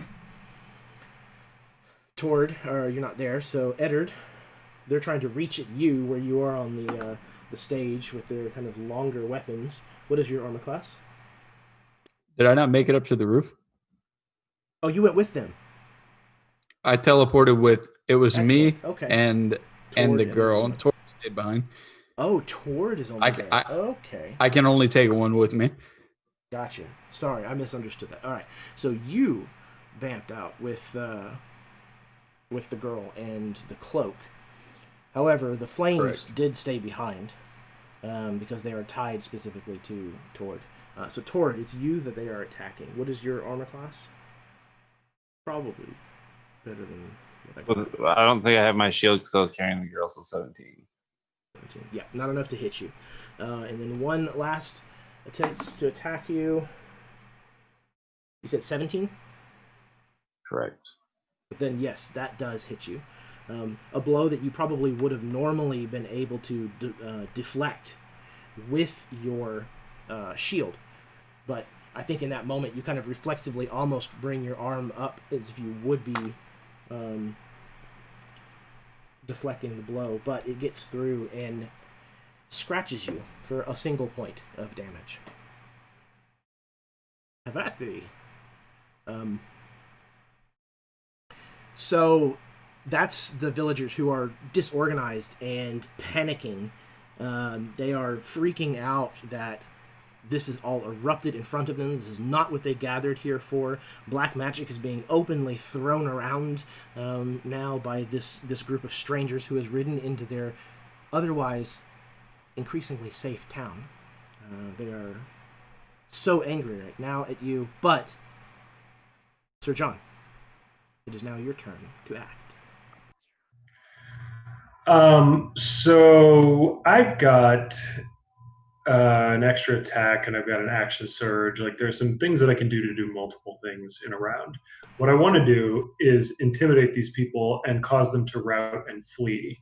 And if like an attack ahead of time would help that, then that's fine. But like the main action that I want to do and that I want to make sure I have room for is to intimidate these people. Okay. I am willing to allow you to do an intimidate as a part of your attack and not have it take up your action, basically, or your action surge action. Sure. If you want to attack one of these villagers and try to use that as a point to the rest. Yeah, so let's see here. I think what I want to do, I know what I want to do. Okay, so let me just remind myself of something here. Okay, so I'm holding the Eagle Victorious, my halberd, and I've sort of got it in one hand, cradled in my armpit so that I can maneuver it a little more easily with just the one hand. And I think a villager comes over and, like shoves up a pitchfork at me and I kick it away and it falls out of his hand, and a couple others come by and just dink off of my armor. Nothing happens. And I'm going to take my halberd and I'm going to slash downward at a peasant's like shovel that he's got. And let's see here. So that is a 17 to hit plus Definitely. There's more. Yeah, well, yeah, no, you're already good. 17 with hits than 17 hits. Yeah, for sure. Oh, I'm sorry, you've gone too far. You now miss. Oh, I hit too hard. Reduced to dash. So let's see. I want to disarm the target. So I've got disarming strike. I'm going to use one of my superiority die, and I'm rolling what for damage exactly? D10. Okay, so I roll 2d10 then. So that's going to be 13 plus 5. Do I need to like factor any damage reduction or something in for wielding it just one-handed? No, I don't think so. Okay, in that case, then that's 28 damage. No, 18 damage, sorry. And that's directed at the weapon. Right, I was going to ask. This is non-lethal damage is what your intention is. Yeah, sorry. They need to make a strength saving throw. And my strength DC is 5 plus 4, 9 plus 8 is 17. He failed. Okay, Cool. So I'm going to knock this weapon out of the way, and I think probably like kick the guy and knock him back into the crowd a little bit just for effect. And then I'm going to swing my halberd over my head in a circle as my horse rears up on its back legs. And I'm going to say, the powers arrayed against you are overwhelming. Flee to your homes, peasants, be gone! And like radiate as much noble authority as I can. Okay. Roll an intimidation. You can have advantage. So that is 15. 20 total. Yeah. People are falling over one another, clamoring to try to get out of your way fast enough, faster than whoever else is around them. Flee, they do, absolutely. Soon the crowd around you is dispersing, and there's a clear path for you to ride your horse to the platform, if you'd like.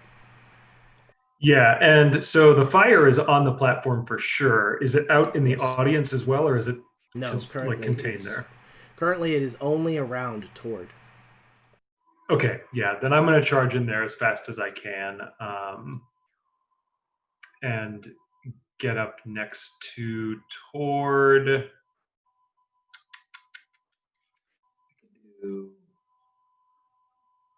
Tord is magically bound, right?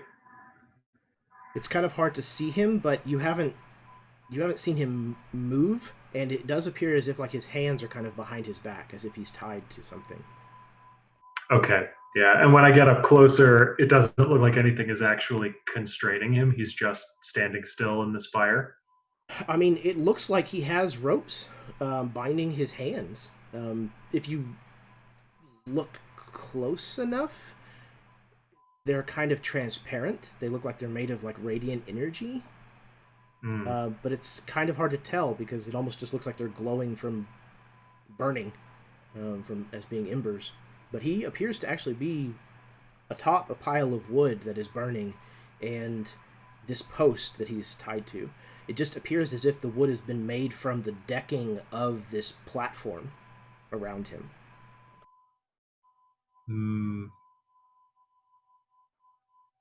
Okay, so I'm going to ride over, sort of like pull the horse's reins back. We're sidling up here.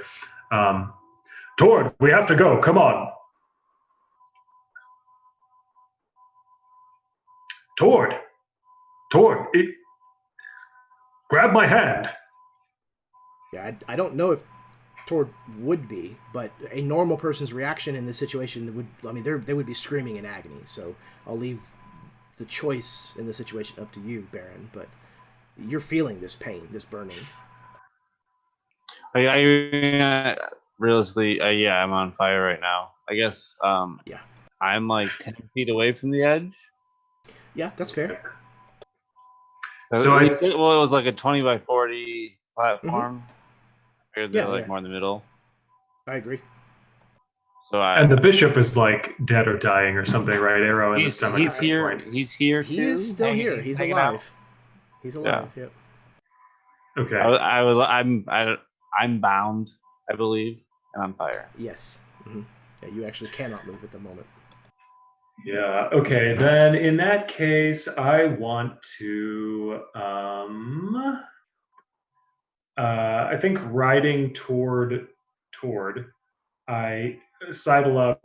Tord, come on! You have to come with me. It doesn't happen. Screaming in agony, and I'm like, okay, I got to do something about this. So I'm going to leap off of my horse toward the bishop guy and just like two-handed come down toward him with my blade. So this is my extra attack. Okay. And it's a natural 20. Ooh, okay.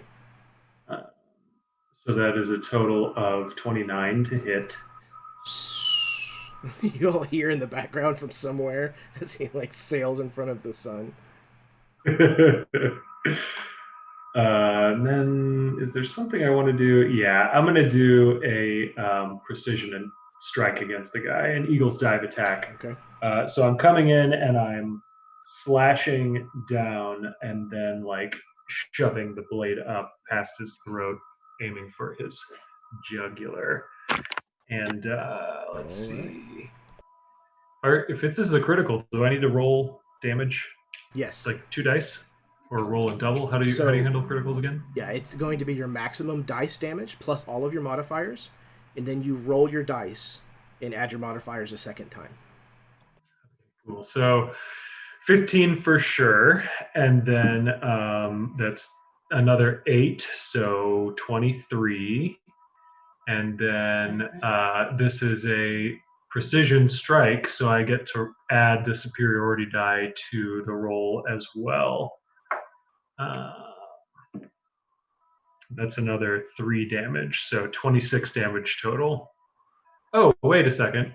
I also have Polearm Mastery. So when I attack with the halberd, I get a bonus D4 attack with the end cap. All right. Do you want me to roll for that attack, or should I just do damage? No, it's a second attack. Okay. That one is 22 to hit. Also yes. Okay.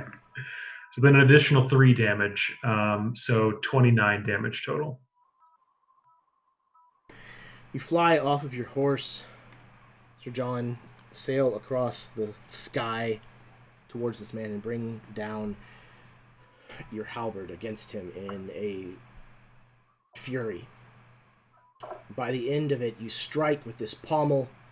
He collapses to his knees in front of you, suffering for breath. He looks up at you. He says, "I go to join my daughter. You will not rob me of that, you heathen." Can I hear him say that? Yeah. Most of the crowd has kind of started to disperse. Is this like a killing blow that I'm getting here? Yes. You can choose whether or not to finish this. Yeah, so I think the hitting him with the butt cap is the death blow, the proper death blow, right? Like I've slashed him across the chest, I've hit him in the jugular, he's gonna go. And he says this to me about his daughter or whatever. And I say, "Be at peace and do no more harm." And then I just wham, like smash him on the head with it. There's a sickening crunch. Oh. I think in that moment, you see the crowd that Dane's held in thrall drop, and this golden energy burst from Dane and wash across that guy enough to heal him. And I look at you. No. That's Tords. Nobody ever lets me kill anybody. That was out of character, just to be clear. He said it in a much deeper tone. Nobody ever lets me kill anyone. And I storm off and get on my horsey and ride away. It's not that no one ever lets you kill anyone. It's that Dane never lets you kill anyone. So I imagine almost like I smack the guy, he falls limp to the deck, and then like almost in reverse, this like golden mist showers over him, and he comes back up to whatever. Oh, I'm just barely stopping him from dying. I'm gonna basically heal him. Was it 1d6? So 3. Okay. As it happens, that is enough to bring him to 1 hit point from the hit that just happened. Okay. So he falls, and then this radiant light somewhat washes over him, and you see his chest kind of rise again, and he rolls over onto his back as if just to kind of look up at the sky. He doesn't seem like he's going anywhere. So,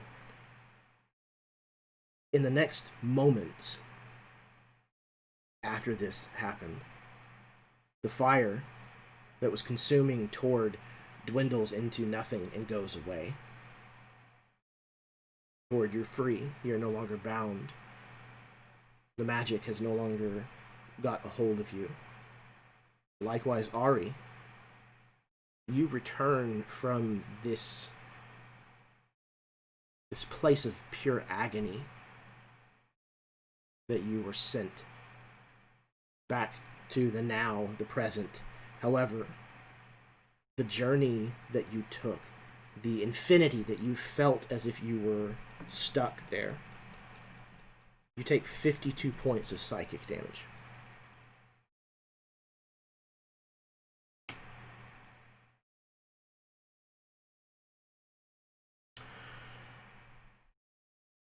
Those of you who are paying attention see Ari reappear where she had just disappeared from, seemingly.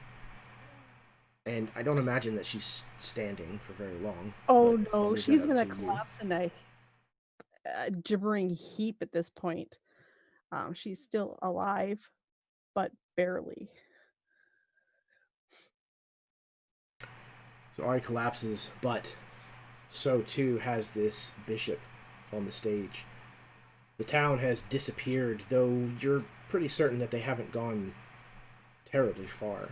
Most of them are probably watching from partially shuttered windows and dark doorways. Tord, you come out of the fire and you see Bishop Holzers laid out on this deck in front of you. Wounds still present all over his body. An arrow of Ari sticking from his chest, blood staining his facial hair. Coughs up blood again. And he kind of looks up at you.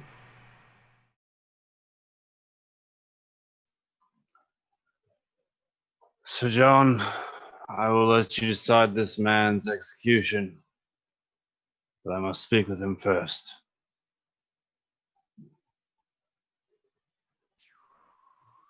Sir John steps back and sort of gestures an arm. I'm going to kneel down and grab him by his robe. By all rights, you should already be dead. But what a hollow victory that would be.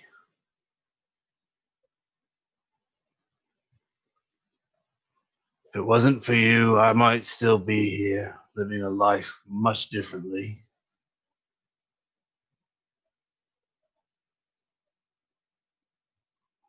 But I've lost so much. Do not threaten me. I have already lived through hell. Here, on this plane.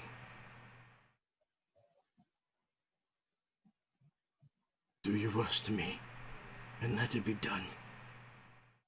Beast.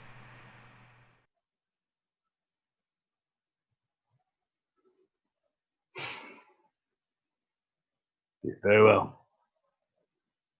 Traverse to paradise, or wherever you believe you're going. Sir John.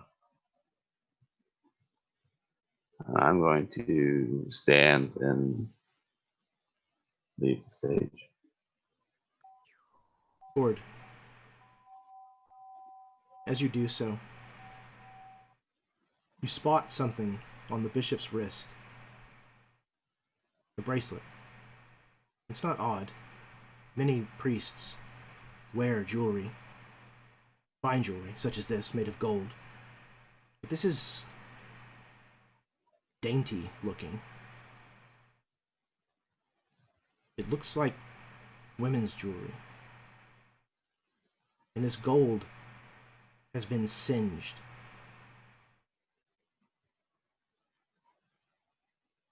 You recall a similar looking bracelet. It was much smaller and it was not made of gold.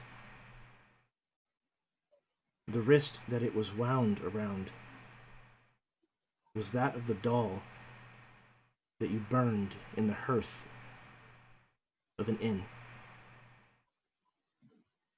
not too long ago.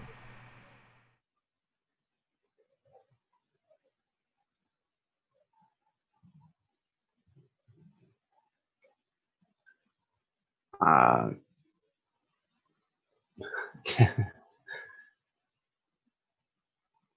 can I? Is this like something that would be hard to take off of him? Not at all.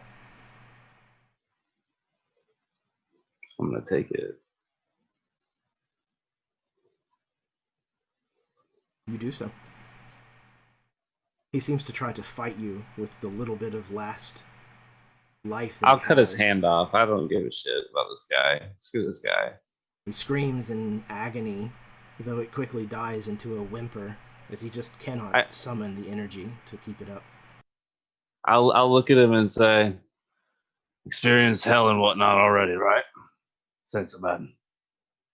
then I'll walk away. I remember you now. I remember your anger. Your beastly nature. Strike out whenever you feel wounded like an animal. Now I remember you.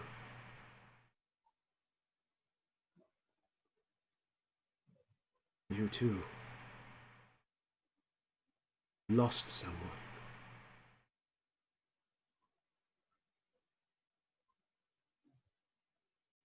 Someone who deserved to die.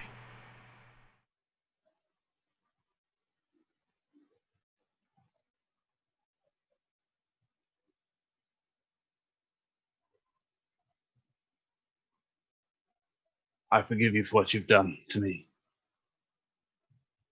Your words mean nothing.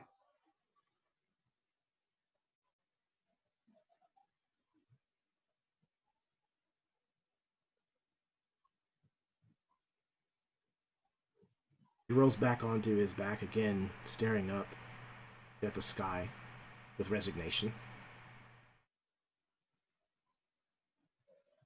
Sir John, what is this man's fate? So John has a certain, despite the atrocities that this man has committed, he doesn't necessarily have any personal connection to the man's depravity, and so he comes up and just very businesslike uses the halberd to. No, I think it's not. He doesn't use the halberd. He actually like unsheaths his dagger and comes over and just opens the guy's throat, and then drops him on the deck. Doesn't take long before he stops moving. The gurgling growing quiet finally. The bubbling from his mouth, the red tinged bubbles. And he is gone from this world.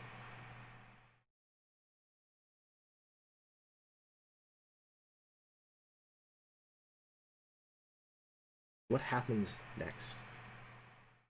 What are you all going to do now in this town of Wallenbrand, having made a pretty memorable entrance?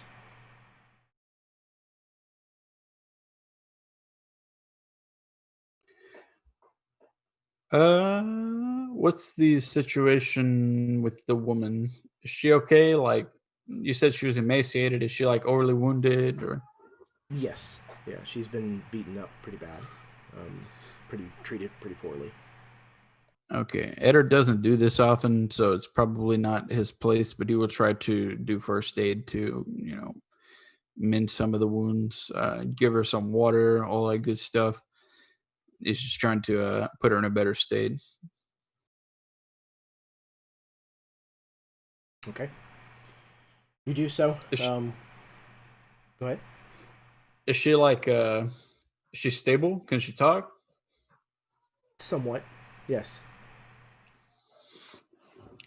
After administering some first aid and giving her some water to parch her throat, or to salve the parchness, he kind of looks at her square in the eye. He says, what's your name?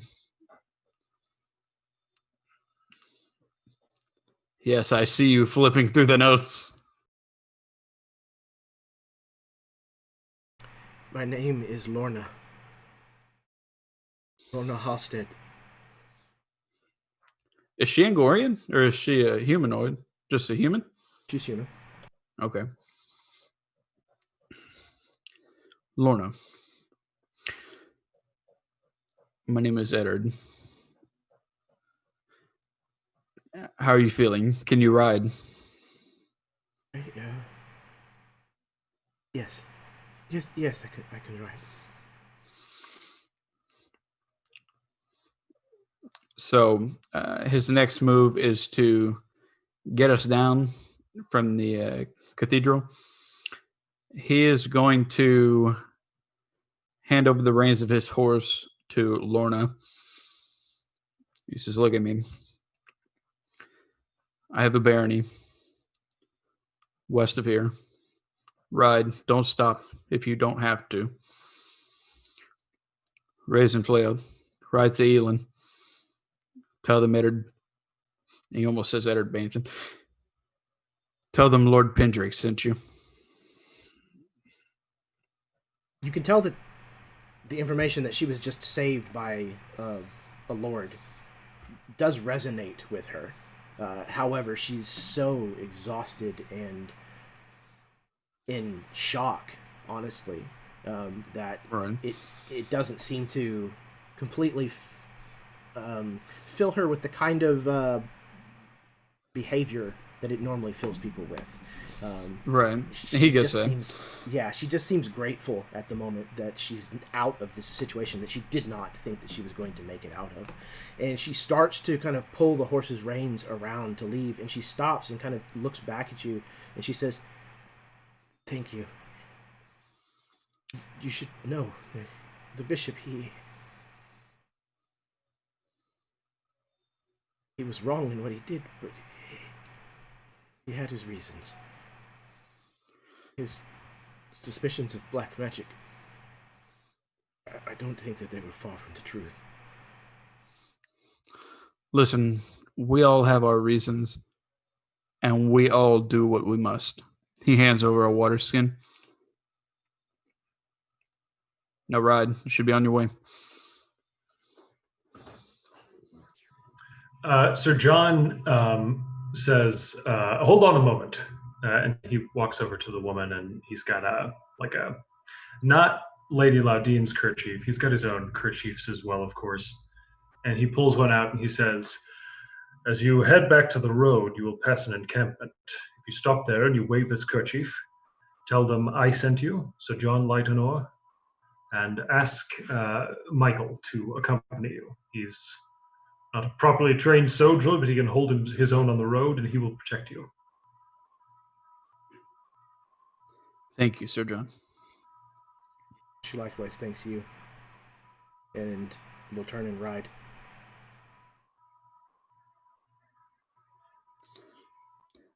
Did I sense any magic from her? Or No. was he just like overly suspicious of her? It's hard to tell, but Right. you don't. Nothing. It all you happens so fast. Struck her as being any different than any normal person. Right.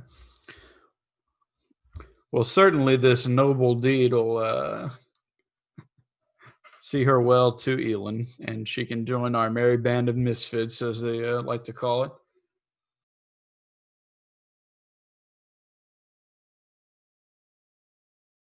So,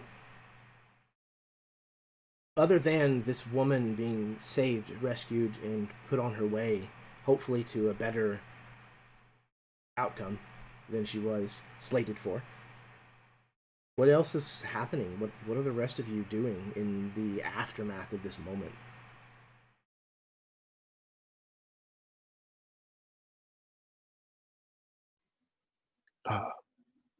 Can I heal Ari so she's not dying? That'd be cool. It's probably a good idea. Yeah. Yeah. So I guess I'll go to where I saw Ari disappear from. I don't know that I necessarily saw her reappear, but unless she's crawled off somewhere, I imagine she's there. Yeah, I don't think she's moved. She can't at this point. She's like too damaged. That was quite the experience, and I don't think she's recovered from it yet. Okay. So yeah, I will heal you. I don't know how broken you are, but we'll find out. Very broken. All right, well, you take 42 hit points back. Whew, that feels much better. Thank you. 42 here. That's probably like the single biggest expenditure of healing energy that Dane's ever done. So I imagine if anyone's watching him, like, you know, from the windows and eaves and such, that I think that in that moment, again, like that dirty mud water around him turns clean, and the shadows of this building and this fire cast are pushed back, and there's just a peace that emanates around him for that moment. And maybe even the muddy water that would be right near Ari remains clean after the end of the spell, and Dane, or the action, and Dane reaches down and just washes his hands in it real quick. Yeah, and I imagine too, like when you came up to see Ari, like she doesn't look hurt from the outside. Like there's no visible wounds on her body. Mm-hmm. It's just her eyes. Like when you try to, like, you grab her head or whatever, and you look at her eyes, like her eyes are just, they're not focused. They were just, you could just see anguish and pain, and like. I also imagined you fear in had them. that sort of unnatural like bend to your legs, the way you did the night Yeah. that you actually had that. Yeah, exactly. And so I can imagine just as the healing comes over, her eyes kind of clear a little bit, and you can see that she comes back to this reality instead of the one that she was in. I almost imagine too, like your face is the first things that she sees, and you don't know this, but you're about to, and she sees in her head Trevon, and that's the name she says as you're healing her. And the first thing that she does as she comes back to like consciousness and almost sanity is to actually wrap Dane in a huge bear hug and just cry on his shoulder, calling you Trevon.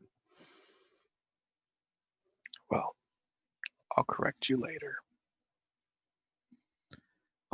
Yeah, so I'll return the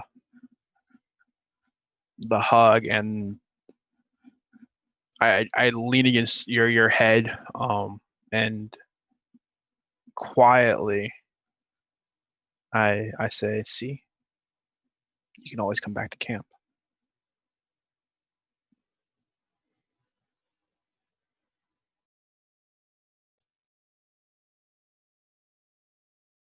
Yeah, I don't know if that registers so much because she still thinks it's someone else at this point.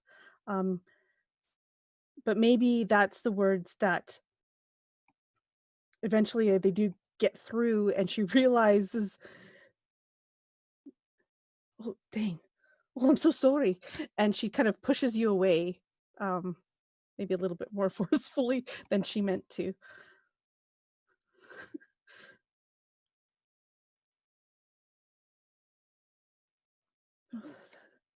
What happened?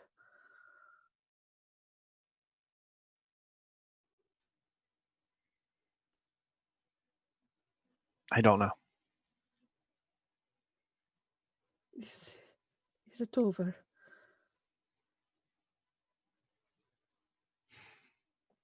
This part. I think she goes to try to stand, and the remnants of the pain is still going to linger. So I think she kind of stumbles a little bit, and she requires your help to get back to the horses. Okay.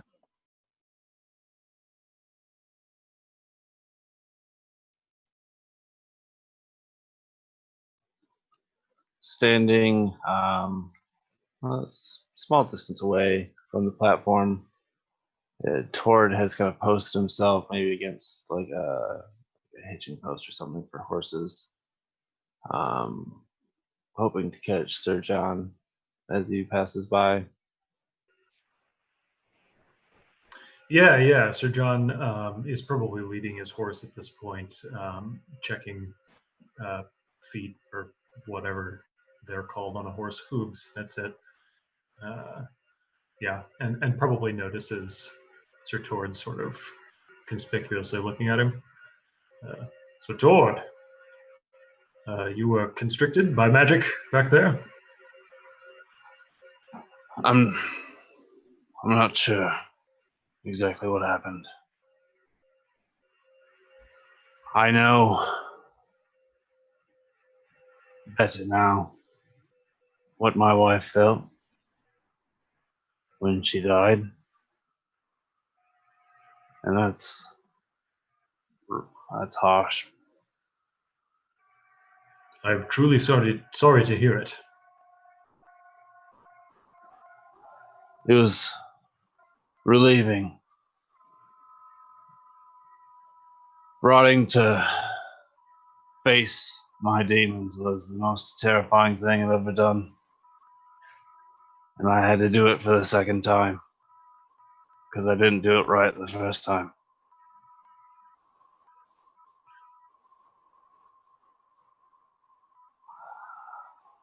I couldn't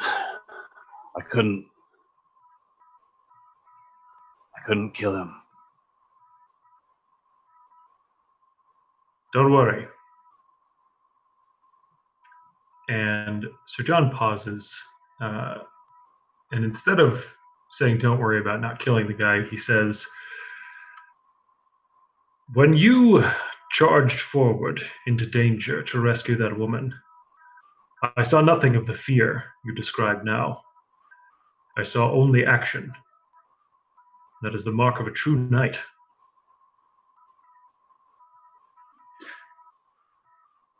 Whatever pain you've felt and whatever fear you've conquered to get here, you have felt it and you have conquered it, and you are still here. And that is praiseworthy. But where do I go now? Well, forward, of course. We haven't yet reached Angor, have we? We haven't. Surely this fiend, as bad as he was, is not the figure you've gone, or the figure we've seen terrorizing the entire countryside. That must have been the work of an army.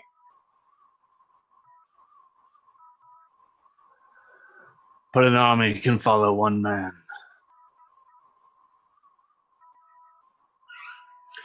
True enough. If it's followed this man, hopefully the army will disperse now.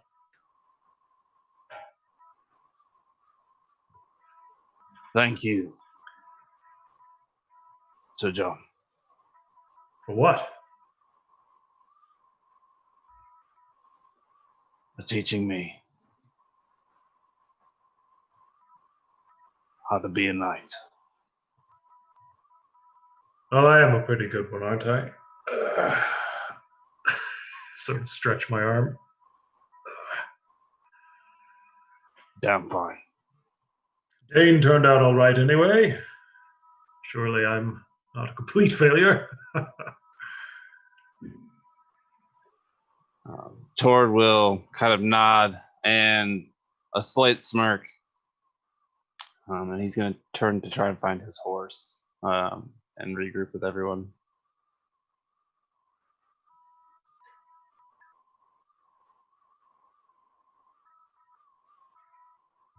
All right. Josh, you said you had something for Eddard?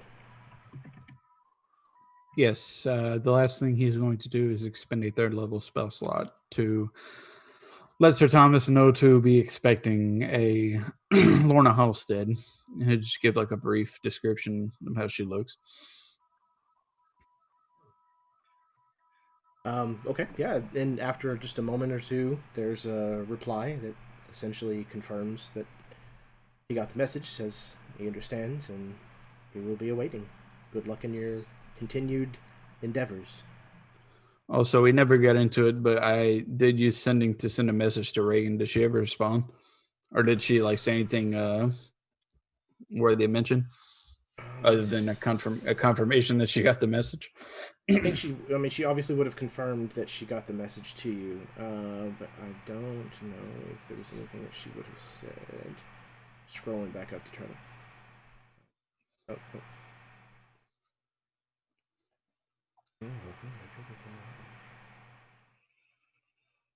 Okay, yeah, I don't think that there would have been anything of note that she would have sent back. Yeah. Okay, totally fine. Okay. Anybody have anything else before we wrap it for the evening?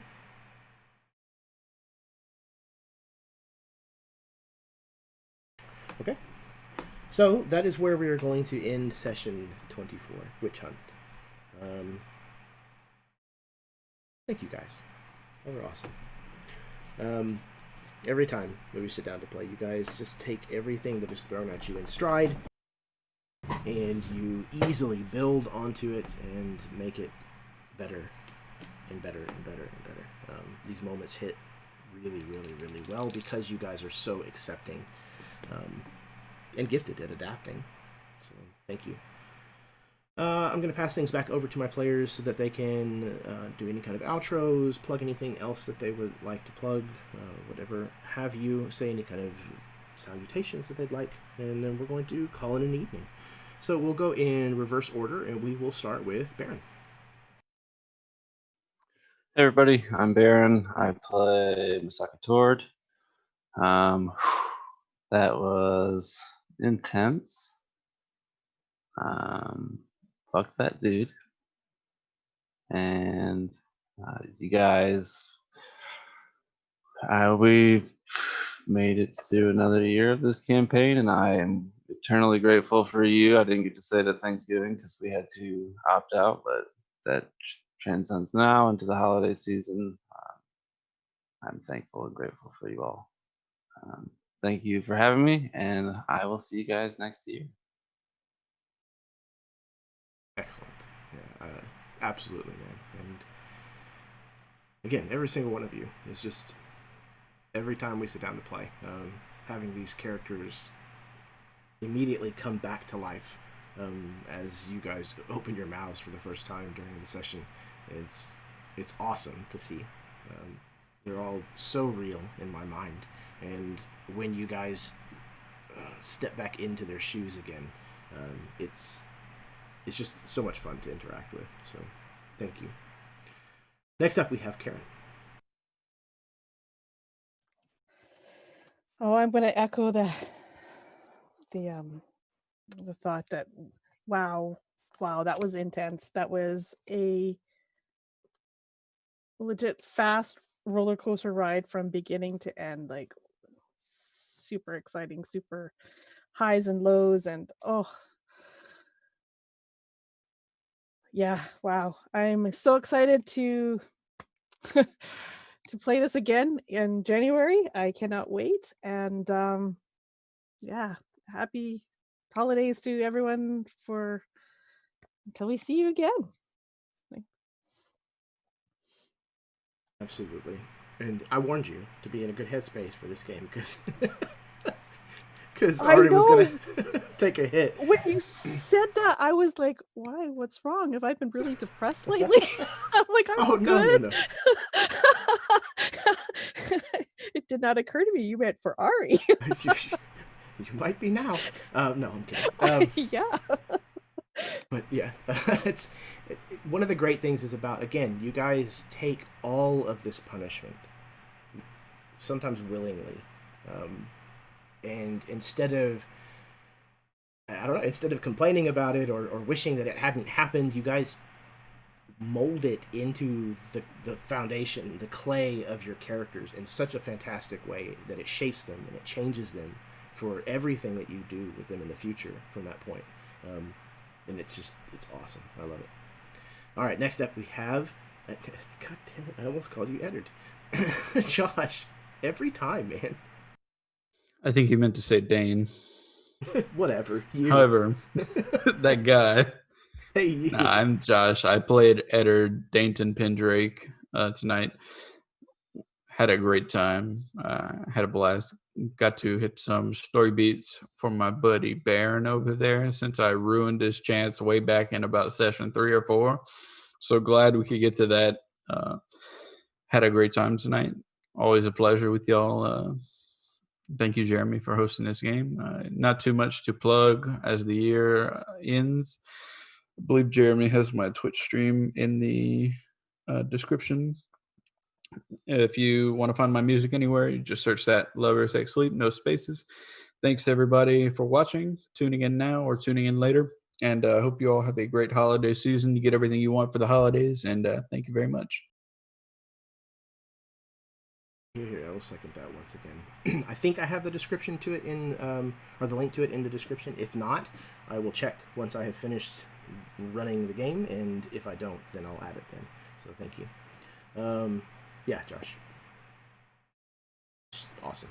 It's so cool to be able to touch on things that have kind of happened along the way through the campaign, and to be able to pull some of the threads that maybe haven't been pulled in a while, or maybe possibly at all, for the campaign, and still be able to find things that are resonating with you guys so long after you have started playing these characters. That's very, very fulfilling.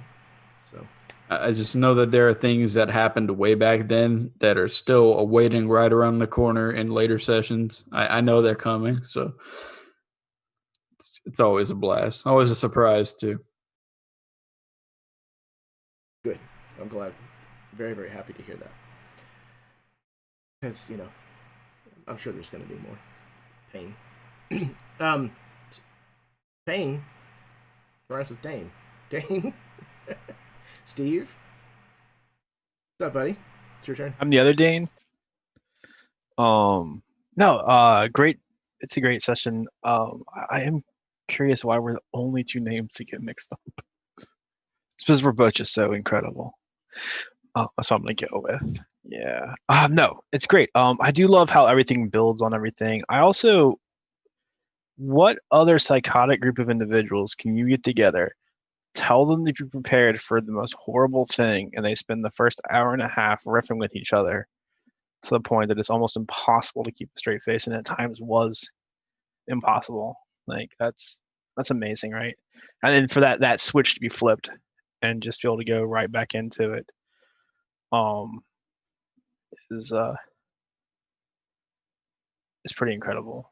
I love you guys. Like, I love playing this game. It's so much fun. You guys are such incredible people. Like, yeah, man. I hope that the rest of the year goes better than the first part of it for everybody. If it doesn't, we are all screwed. But I look forward to getting back together after the first of the year and seeing where the next 2 years or whatever take us. We forged the handle. Right. We only have the handle. It's like we don't even have like anything else. We're just getting all the materials together first, okay? Like we just want to make sure it's all there before we start working. We've conquered all of Vykaril without the sword. We're like, oh yeah, we're gonna bring peace to Vykaril, and we'll have a sword. Have you ever made a sword? It's hard. Yeah, okay? we forgot about. And it's gonna be a cool sword too. Just you wait and see it when it's ready. Oh boy. The banner site, episode 200. You'll need a little bit of patience. Ari's the only person who's still young. Everybody else is ancient. I can remember back when Pappy Tord was out there and talking about unicycles and stuff. So that means Sir John and Sir Tord are going to be Statler and Waldorf, right? I mean, they basically are already. We just don't have the gravelly voices yet. They're just like in a retirement home for adventurers, and they have like their walkers with like tubes on them so they can try and like joust each other. They're shaped like swords. Perfect. This is a brilliant idea. Oh, nothing could go wrong. Nothing. So, yeah, this is it's just awesome. Again, you guys, everything that you do with your characters is just on point, And every time you guys say something or just make a decision or describe something, I'm like, yeah, that totally tracks with, who they are, what's going on. And it's awesome. And you guys get so excited about everybody else's stuff that's going on too, which is phenomenal. Okay, last but certainly not least, speaking of phenomenal, Eli. Oh, please, you shouldn't have. No, please continue. I'm Eli, everybody. I was playing Sir John Lightnor, in case nobody was aware the whole time so far. This has been another great session. It was a really fun time. I missed you all dearly.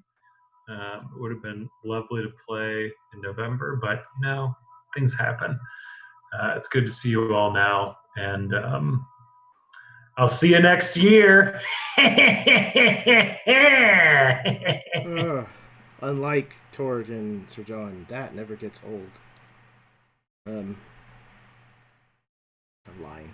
No, I'm kidding.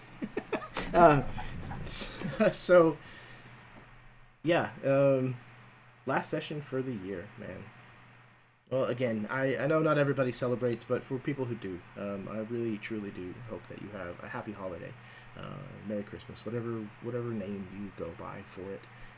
And at the very least, I hope that it is a time for peace and happiness and tranquility in your life, because everybody knows that we could certainly use some of that as we end out this year. This will not be the last game of the year for the channel. We have another game tomorrow evening. I'm very excited for that as well. And yeah, I appreciate everybody who watches any of these games, any of the stuff that I put on my channel. It is truly touching to see people enjoying the content that I know makes me really happy and proud to put out, and the chance to, I get to sit around and play games with people like the five of you. I get to run games for phenomenal players who are eager to see what I'm going to give you and then willingly play along, and create a fantastic story in doing so. I consider myself very lucky, very fortunate that I've had online gaming and these kinds of games to play in and to run throughout the past 12 months, however many months since all of this insanity began. It has helped me to retain my sanity in a large part. So I love you guys, all of you. Thank you very much for agreeing to be a part of this game and for bringing so much passion and verve, I guess, to this game. It really does mean a lot to me that 2 years in, you guys still show up to every single session with with just an eagerness, a twinkle in your eye, a readiness to go. And you clearly seem to be enjoying it, and that makes me very, very happy. So, from me, that's going to be it for this evening. I hope all of you have a safe holiday. And until next time, may your dice roll high, and your snacks always be within reach.